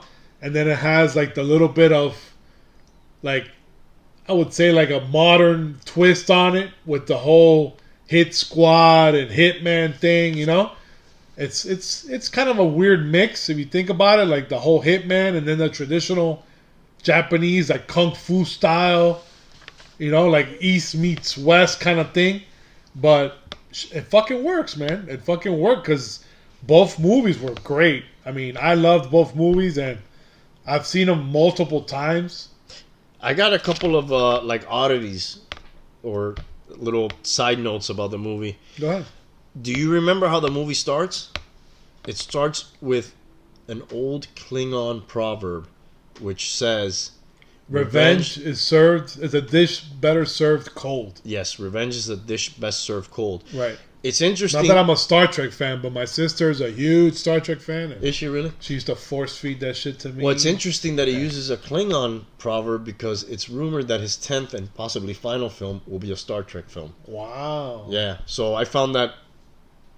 I never thought about that until now that I watched it again after, he did his 9th movie. That's interesting. And then there was talk of that. I'm impressed, man. Yeah, there was also talk about, like, well, maybe that's not considered his 10th movie because it's not an original movie of his. So, like, he leaves the window open for yet another film. But anyways, I found that interesting.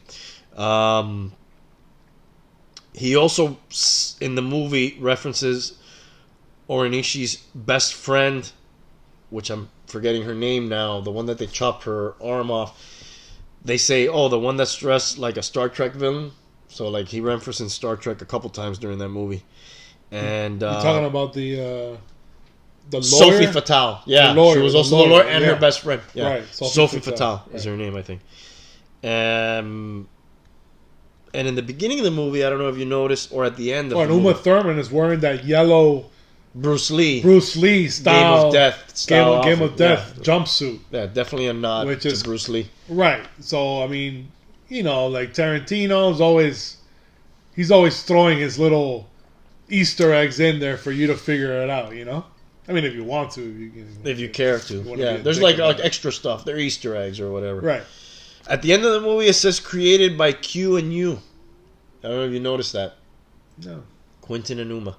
So, like, they kind of, during the filming of Pulp Fiction, like, talked about the idea of this story. Right. So, like, while I'm sure Uma Thurman didn't sit there and write Kill Bill. Yeah, I'm pretty sure her getting fucked by Buck while she's in a coma, I'm pretty sure Quentin's the one that came up with that. That was probably not her idea.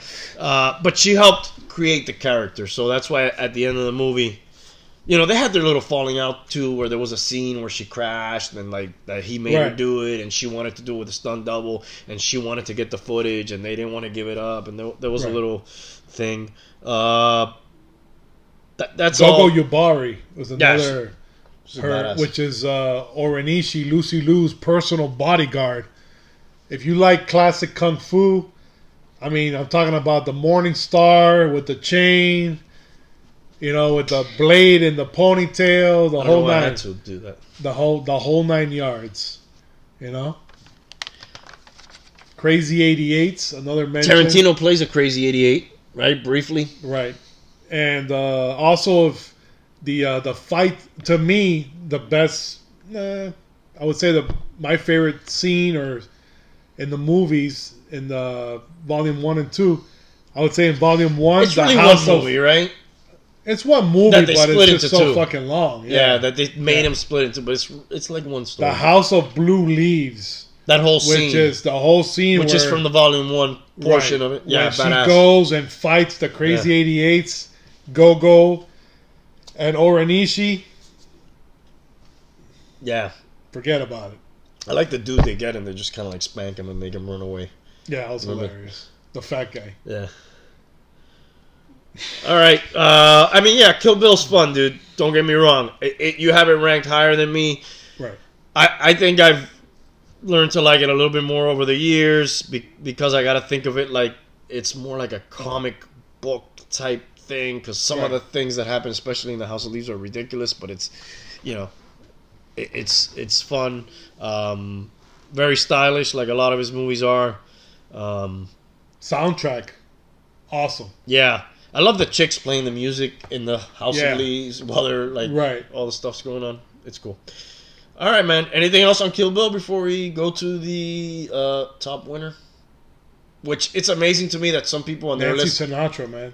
Bang, bang, bang, bang. He shot me down. Bang, bang. Yeah. That was a great That's song. a great song. It is. Song. Yeah. Not the way I sing it, but it's a great song. No. But yeah, it is. I like Nancy Sinatra. She's also got these boots were made for walking, and that's just what they'll do. Okay. One of the. All right. Anyways, going to number 1. Woo! Do I have it? Yes, I have it. Yes, sir. That's really. I didn't even see Reservoir Dogs till after this, and I saw this at your house when we were in high school on VHS. God damn, we're fucking old. VHS, your sister's or yours copy. I don't know whose copy that was. I think it was my sister's. And we wore the shit out of that fucking VHS. We saw that so many times. I don't remember how many times we saw it. I saw it in the theater with my sister. My sister took me to the theater to watch Pulp Fiction. All right, I can put it down. With I didn't even take notes. That's how much I know this movie. And Rafael Varela. Shout out to Death Metal Ralph Varela. There you go. If you're watching. Arburnus Mortis, Ralph Varela. There you go. If not, subscribe, Ralph. Other Ralph. He subscribed. Shout out, brother. Been a long time. But yeah, man, like this movie, when I saw this movie, I was like, holy shit, man. Because, you know, I was, what were we, 18, 17, 16? What are we in 1994? Do the math. 17, something like that? 18? 16. I had We never graduated in 95. We were 17, so Yeah.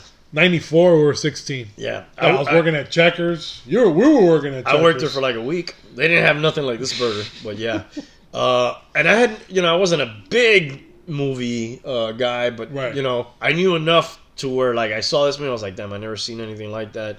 I never seen anything after that like that. Right. And, you know, you may see it now and you'll be like, what's he talking about? What's he talking about? It's just non-linear, very stylish, different stories that kind of intersect. Right. And just great dialogue, great performances by great actors. Right. I could do a whole episode. We're not going to do it, but I could do a whole episode on just this movie. Easily. Yeah, easily. I I could do all their lines if you want right now. But we're good. It's funny to me that Sam Jackson on the back of the DVD does not have his hairpiece on. Isn't that funny? Yeah, it is funny. I don't know if you could see that. I always found that funny. It ends where it begins. Right. Which probably no other movie ends where it begins. Or or begins where it ends. The coffee shop. Right. With Honey Bunny and Ringo. Garçon. Coffee. More coffee. Garçon means boy.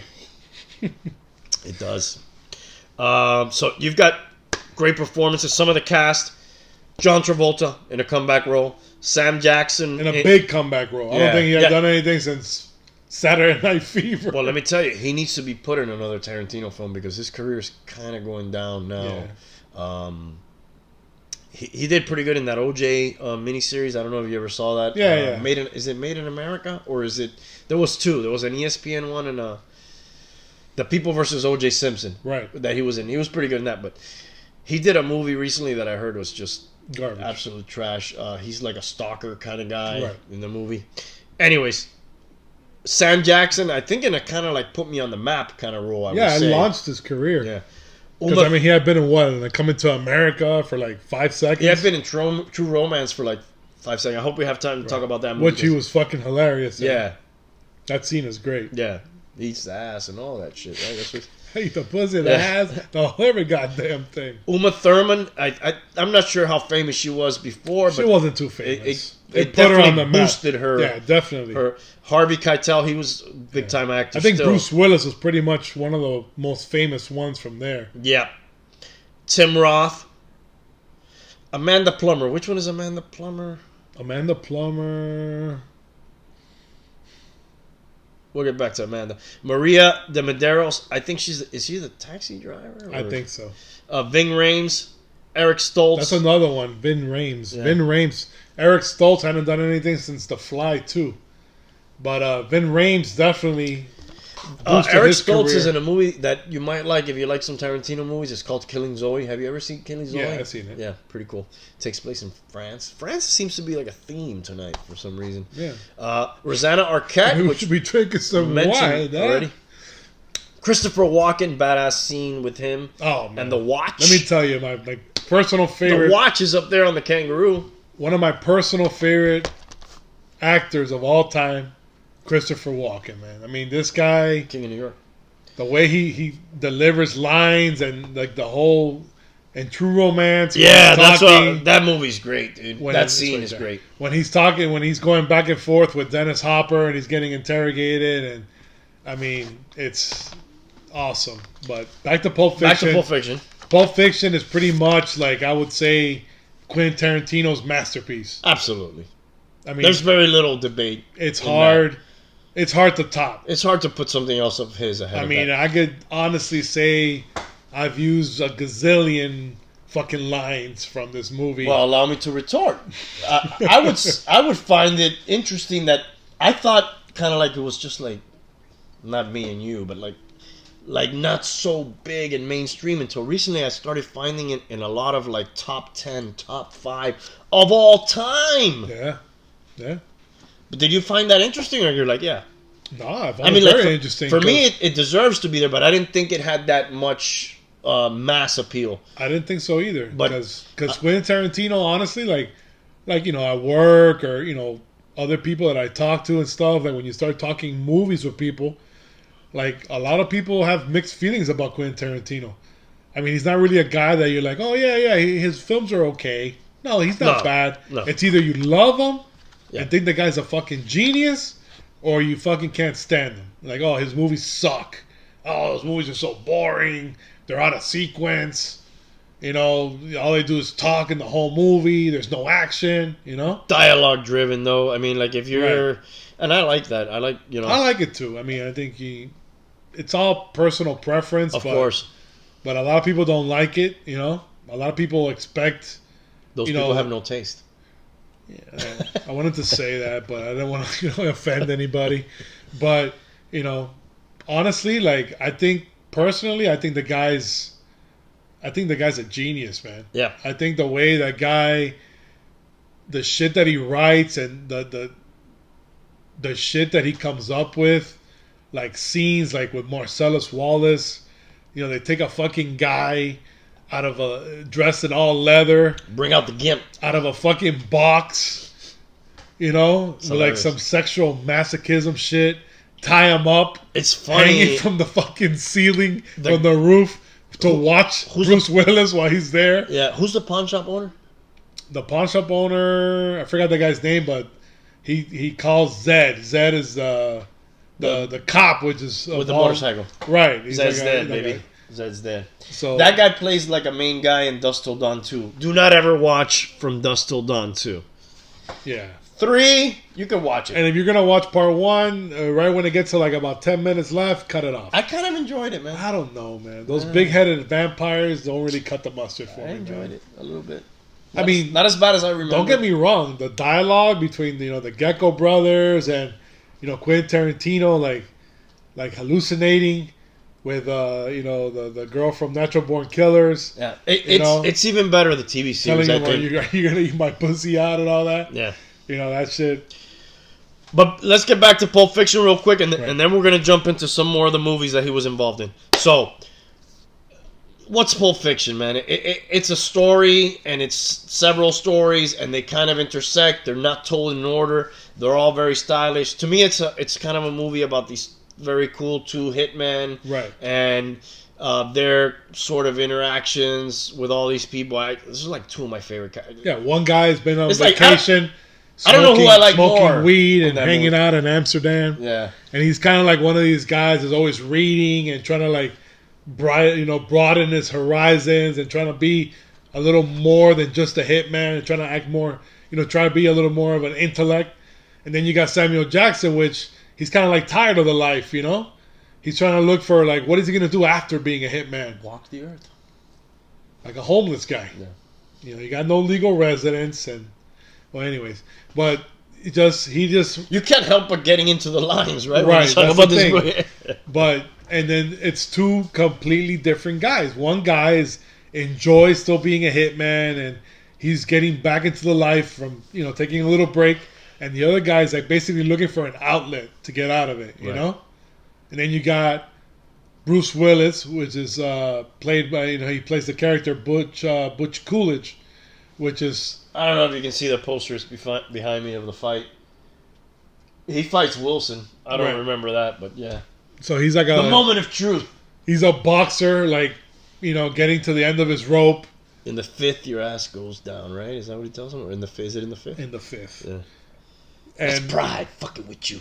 He basically hasn't made it big, like a journeyman boxer. Right. So he knows Marcellus Wallace, which is played by Vin Rames, which is basically like, I would say like, I don't know, like you call him a mobster. Not really he's definitely a mobster. Yeah, he's like a mobster type. He's a gangster. He's a gangster. He runs all kind of shit, and he basically obviously has his hand in rigging, sporting events. So he gives this guy an envelope full of cash and tells him, in the fifth, your ass goes down. Yeah. So you got that storyline going on. You got the two hitmen storyline going on. Then you got what else do you got going on? You have the they're all intersect. You have the well, you got Honey Bunny, the diner scene. I was gonna say, but that also Ringo, involves which is Ringo, which is Tim Roth. It's where we start and end. Right. The whole thing. And they're basically two, down in your luck, little stick up people. Yeah, 2-bit. Little 2-bit little gangsters. Yeah. And they're like a couple and shit, and they get tired of robbing, liquor stores and, places that they're going to get their heads blown off, according to them. So they think a coffee shop is going to be a lot easier. Mm-hmm. So like you said, it's like all these characters, heading down their own path, and then at one point, their stories intersect. Everybody's meets everybody, which is great, man. Like the way, I don't think there was any movie really made like that until this one. And there has to be though, right? Not really, man. Because Tarantino, he's very influenced by other shit, right? But I think the whole like out of sequence and like different plots. What if it wasn't out of sequence? It wouldn't be the same, man. No. Because the thing is not. The scenes is like it's almost like plays, like Broadway plays, like sewn together. Have you ever seen it in sequence? There's people who chop it up and put it in sequence. That's a dick move. I wouldn't want to do that. That would like ruin the whole movie to me. Yeah. I wouldn't want to do that. Yeah, I mean, if you're only gonna watch one Tarantino movie that you haven't watched, watch Pulp Fiction. If you don't like it, move on. If you like it, if you don't like it, you're an asshole. Go on down the list, and there'll be more stuff you like. Right. Speaking of which, are we done with Pulp Fiction? Can we move on to some recommendations? Badass movie. My favorite movie of all time. That's all I have to say about that one. If you like Tarantino movies, I got a couple of recommendations for you that you might like, which are kind of in that style. Things to Do in Denver When You're Dead. Great movie. Very good movie. Kind of that stylish gangster starring my cousin. That's not really my cousin, Andy Garcia. Right. Also stars the guy from Back to the Future. What's his name? Christopher Lloyd. Yeah, if you don't mind seeing somebody getting a gun stuck up your ass and buckwheats. Check it out if you like Tarantino movies. You're gonna like that one. I think you will also enjoy U-Turn. U-Turn is J-Lo. Oliver Stone. I think one of the few movies starring Jennifer Lopez that I enjoy. Yeah. One of my next recommendation also stars her. U-Turns have also starring Sean Penn. I was going to say Christopher Penn's brother.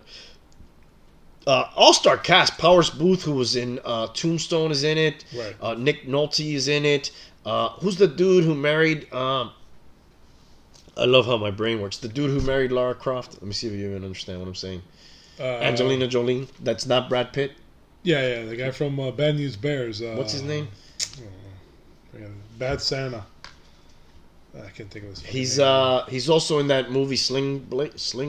Yeah, he plays the retard. Yeah. I don't think that's PC to say that. I'm sorry. He plays the mentally challenged fella. U-Turn. Anyways, all-star cast. Billy Bob Thornton. Billy Bob Thornton. I didn't even look it up though. He's the mechanic. My brain just in fucking the movie. jumped in. Joaquin Phoenix, who's starring in The Joker, that everybody says is a badass flick. Which so we haven't seen yet. We haven't seen yet, but just everybody's told me it's fucking badass. Right. Is in the movie. Claire Danes is in the movie. Which is another peculiar character. Yeah. He's another weird guy. He's a great actor, though, man. Yeah. Good actor. Also, in Gladiator, did a really good job. Yeah. Getting too deep into U-Turn. Check it out. I think you'll enjoy it. Out of Sight, which that character that Michael Keaton plays. Check it out, man. I want to know what you think about that. I want to watch that shit now. For a second time. I haven't watched it in a long time. All-star cast, just off the top of my head. Jennifer Lopez, Michael Keaton, Don Cheadle, Ving Rhames, Dennis Farina. I'm forgetting people. Detroit, Prison. You might like it because of Detroit. Yeah, well, you might like it because of those two things, Prison and Detroit. You know, those two. Why would I like something in prison? Well, I don't know. I mean, like, you know about it, so it might pique your interest because they spend a lot of time in Detroit and they spend a lot of time in prison in the movie, and they concoct a plan for some illegal activity in prison. So I really think you'll like it, dude. I think you'll like it too. And a couple of Guy Ritchie films that I think you'll like too: Lock, Stock, and Two Smoking Barrels. Great movie. Awesome movies. What the movies. fuck happened to Guy Ritchie, man? I don't know, dude. Madonna fucking destroyed that guy. Yeah, bro. She's fucked up a lot of people. Yeah. Not herself, though. That bitch is a fucking vampire, dude. For real. She's a fucking succubus. Yeah, she sucks the life out of men. She sucks other things out of them, too. But that is still a very good-looking woman. Yes. Jesus. But anyways, Snatch is another Guy Ritchie film, which is almost... good choice of words. It's almost another... It's like a part 2 to Lock, Stock, and Two Smoking Barrels. Which pretty much put the transporter guy on the map. Yeah. Brad Pitt's in the movie, too. I enjoy that film. And for you Spanish... Jason Statham, right? Yeah, that's his name. Tough guy. In the movies and stuff. If you're in the Spanish-speaking community, you might enjoy... ¿Cómo está? Hola, señor. Más whiskey. Amores... Why am I saying that like I'm a gringo? Amores Perros. I believe it's a Mexican movie, and it's kind of another story where like 3 different stories intertwine to make one big story. And so it's pretty much like a Mexican Tarantino film. It's if Tarantino were Mexican, he might have made this movie. Wow. Which is going to lead me to the next portion of some other things that he's been involved with. Wow, the whiskey's getting to me. Frequent pal and collaborator Robert Rodriguez. Right. So that's a guy Which is also Mexican. Which is Mexican. That's why it led me to him. There you go. I'm fumbling all over the place here. So some of the things he's been involved with, but not strictly written and directed. We talked a little bit about True Romance. Fucking great film. Awesome man. movie. Great movie. Awesome cast. All-star cast. With the exception of Balky from Perfect Strangers. That guy's a fucking dipshit. If that guy's like the 15th best guy in your movie, you got a pretty good thing on your hands, I think, right? I mean, besides that cock sniffer, the fucking rest of the cast is fucking top notch, man. Christian Slater, Patricia Arquette, Dennis Hopper, Val Kilmer, Gary Oldman, Brad Pitt, Christopher Walken, James Gandolfini. You fucking kidding me? Did I say Brad Pitt already? I said Brad I don't Pitt think already. they even had that fucking Balky on there. Yeah, he was on there. Michael Rappaport, not a great actor by any. Oh my God. Who do you rank ahead there, Balky or Michael Rappaport? That's a tough one, bro. That's like picking between gonorrhea and chlamydia. Nice Guy Eddie. He plays a cop. He's in there. Yeah. There's like a bunch He's with of him and Michael Madsen. Michael Madsen's in there. I don't. No, think it's he's not in there. Michael Madsen. It's Tom Sizemore. Tom Sizemore's in this movie too. Yeah, which is Chris Penn and Tom Sizemore are the cops. Yep. Man, all-star. Which Tom Sizemore's a great I didn't even actor say too. Sam Jackson. Sam Jackson's in this for a couple. You guys don't know who Tom Sizemore is? He's the fat guy from Heat. Grabs a little kid. Goes. If to you the haven't factory. seen Heat, watch it. Yeah. Good movie. 3 hours long, but good. Anyways, all-star cast, real fun story. Except for Balky. Except for Balky, fine. You won't recognize Gary Oldman. Clarence Worley. Christopher Walken's awesome in this movie. Check out this movie. Samuel Jackson's in it. This is what Very briefly. Yeah, briefly. This is what launched Tarantino's career, really, because he sold this movie to make Reservoir Dogs. He sold the script. Yeah. Dusk Till Dawn, which is somewhere around here. That is directed by Robert Rodriguez, written by Tarantino, right? And starred by Tarantino. Starring Tarantino. Actually, that was one of his best roles. Acting roles. Right, acting Yeah. roles. Yeah. That's not saying He was much. fucking... That role was hilarious. Yeah. George Clooney was really good in that movie, Well, man. Clooney kind of carried the movie, I Yeah. think, because... I mean, I think that the coolest part, and I know people are probably like, what? That's crazy. But to me, like one of those little Tarantino, like little tidbits in there, George Clooney has a badass fucking tribal tattoo, man. He does. And you don't see it through the whole fucking movie. He has a jacket on. You just see, like, the top of it. All you see is the neck part right here. But when at the end of the movie, when he takes off the jacket, you're like, what the fuck? Mm-hmm. It's a badass He's tattoo, got, like, man. a whole sleeve. It's a whole sleeve, man. thing. Yeah, it is pretty cool. I'm not into tattoos, but yeah, like, sometimes I imagine if I had a tattoo. I mean, not a cheesy tribal, because a lot of people, especially if you grew up in the 80s, you get the little cheesy. But if I were, like, at the tattoo store and they were like, hey, pick a tattoo, and they're like, here's the George Clooney tattoo, I'd be like, that's a pretty cool fucking tattoo. Fucking At least at the time, Fucking I would get think that. You could still get it.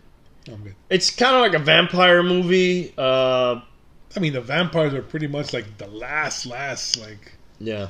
thing. I don't know, man. It had a lot of potential. I have mixed feelings about the movie because of the last. When's the last time you saw it? It's been a while. Check it out again. Check out the series. How No, much I of the love series the have you seen? movie, dude. I love the movie, but the last like 15, 20 minutes, man, when like I don't know, I can't just Salma Hayek with that big ass head transformed into like that humanoid vampire. But Robert Rodriguez and She's many so hot, man. Oh to my see her God. like that. Oh my god! The just Tarantino moment hurts. in that one, or the foot fetish moment in that one, is when she's taking like a shot of he's taking a shot of whiskey off her foot as she's on the table, Right, and like drinking it off And, her like, toes. He's sucking her toes and It's the awesome. whiskey. Yeah, It's nice. and And but her name is like I don't know. Santanica Pandemonium. Yeah, that fucking. I mean, if you're gonna come up with a villain name better than that, good fucking luck, huh? That fucking name is fucking great, man.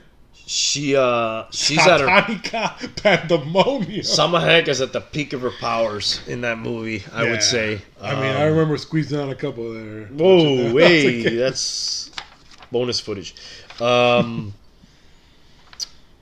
other than those, a couple other movies he's been involved. I saw a cheesy ass movie. I don't want to say cheesy, but it was just weird. One of his acting roles that he had. This messes with the sound. That's why he keeps hitting my hand.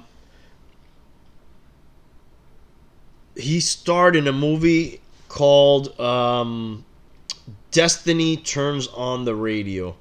You ever heard of this movie? Actually, you know what's funny? They have it on Hulu. If you have Hulu, they have it on Hulu, and I saw it the other day. Really? In preparations for this, or just like terrible. offhand? No, I just typed in Quentin Tarantino, and it came out. But not in preparation for and the podcast. And the movie is fucking... Did you see the whole thing? I couldn't do it. I did. If you would like strap me down to a chair, I probably would, but... Well, I was doing other things. You know how... That movie's fucking terrible, man. It's funny, though, but like this is part of those... There was a lot of Tarantino rip-off movies after Pulp Fiction, and he got that role probably because of the movie that he made. Right. And then they put his name up, and then maybe they were hoping to get more viewers. Right. The movie's not great. He plays like an Elvis type of cool guy in the movie. Right. He doesn't show up that often. No. A little bit cheesy, but he did star in that. One of the characters' name is Gage in one of the movies, which reminded me of Joe Gage, which is Michael Madsen's character in Hateful Eight. Well, the name that he gives, that's not his real name. You know who's in that movie? A very normal... Do you remember Bobcat Gold? Yeah, the comedian. Goldthwait? Yeah. Bobcat Goldthwait. Yeah. From the Police Academy movie. Yes. He's in the movie as like a cop. Right. And he's like Is he that guy what he looks like now? No. Oh my god. He's like a normal dude in the movie. Normal? This fucking dude looks terrible. No, man. In the movie. This guy's aged terribly, man. I'm sure drugs, kids. That voice. Yeah, kids. Yeah, he's like that little squeaky voice. You mentioned that Golden Girls thing at the beginning, right? Did you mention that cameo he did as an Elvis impersonator? Quentin Tarantino, if you're a big Golden Girls fan, you remember this. There's a lot of Golden Girls fans out there. Yeah, season 4 of the Golden Girls. I don't know where you could pick that up at or stream it. We have Golden Girls action figures. Did you know that? Wow. Yeah. But anyways, if you season 4 of the Golden Girls, Quentin Tarantino plays an Elvis impersonator, and he was fucking horrific. Yeah, right? Just seen it. I've seen the scene. I've seen him dancing. Yeah. But that's another typical Tarantino. Big Elvis fan. He throws Elvis in a lot of his movies. Big Western fan. Kung Fu fan. Muscle car fan. Foot fan. Foot fan. Just violence fan. Like in Pulp Fiction, the little things. The little differences. Okay, we've given our ranking real quick. I'm going to give the critics' rankings of his movies. They got Pulp Fiction number 1 with 92. This is tomato meter ranking, Rotten Tomatoes. Reservoir Dogs number 2. Inglourious Basterds number 3. Jackie Brown number 4. Django 5. Once Upon a Time 6. Kill Bill 1 and then Kill Bill 2, 7 and 8. Hateful Eight 9, which to me is really 8 because Kill Bill's one movie for me. Right. And then Death Proof last. The audience pretty much confers with them, except for they've got Django ranked number 3, and they've got right now Once Upon a Time by the audience is ranked last. Wow. Yeah. I think that's going to change. Crazy. Yeah. I mean, I can see the Django thing as 3 because it's a good fucking movie, man. It's really good. I can see that. I could. If push comes to shove, I could eat that one. I could take it. I could take it at 3. To kind of wrap it up because we've been going way past our time. An interesting thing: he owns a theater in Los Angeles, the Beverly Theater, which is an old building. It's a historic building that dates back to the 1920s. It was a porno place at one time, like a porno flick. You go watch a porno flick in there. Right. He bought that. Tarantino's a little freak, man. Oh yeah, for sure. And he bought that place. He plays exclusively the movies he's done or movies that he owns on that. And again, I'm not using the right technical terms. On the original reel of film that he owns, like an original copy, he'll show those type of films there. And he's big on the vintage stuff. Yeah. He likes that whole 70s, late 60s, 70s, era with the type of film. And I'd love to watch big a on movie that. there one day. If I'm ever LA, I'm going to We'll watch it. retire, man. We'll retire. Yeah, we'll hit it up. Once the pesky kids are all grown up. Did I ask you, speaking of the pesky kids, at what age are you going to show them like some of these movies? Well, I know you're like me, dude. You love most of his movies, so Right. like. Well, my son, 15. You already showed them to him, right? No. No. 15, I think. 15, 16. 15, I think. Depending on how they mature, right? Yeah, I think 15 he could watch it. 15. Yeah, if they're I think it'd be mature. good. If they're mature. My Yeah. daughter, I don't know, man. Keep them away from 30 maybe. keep them away from Tarantino. Man, I think we've talked a lot about. Is there anything else? A little too much. Yeah. Thank you, Mr. Fetich. I'm surprised we have drank so much of this bottle, dude. Yeah. I'm thinking why I'm not drunk, but maybe I am, and I just don't realize we're it. not drunk. Sometimes you don't realize it. No. Is there anything else that we've left out? I'm looking over my notes here that you want to hit on. I think we've Man, pretty much covered everything. let's shout it out to Quentin, man. He's giving us a lot of good times and good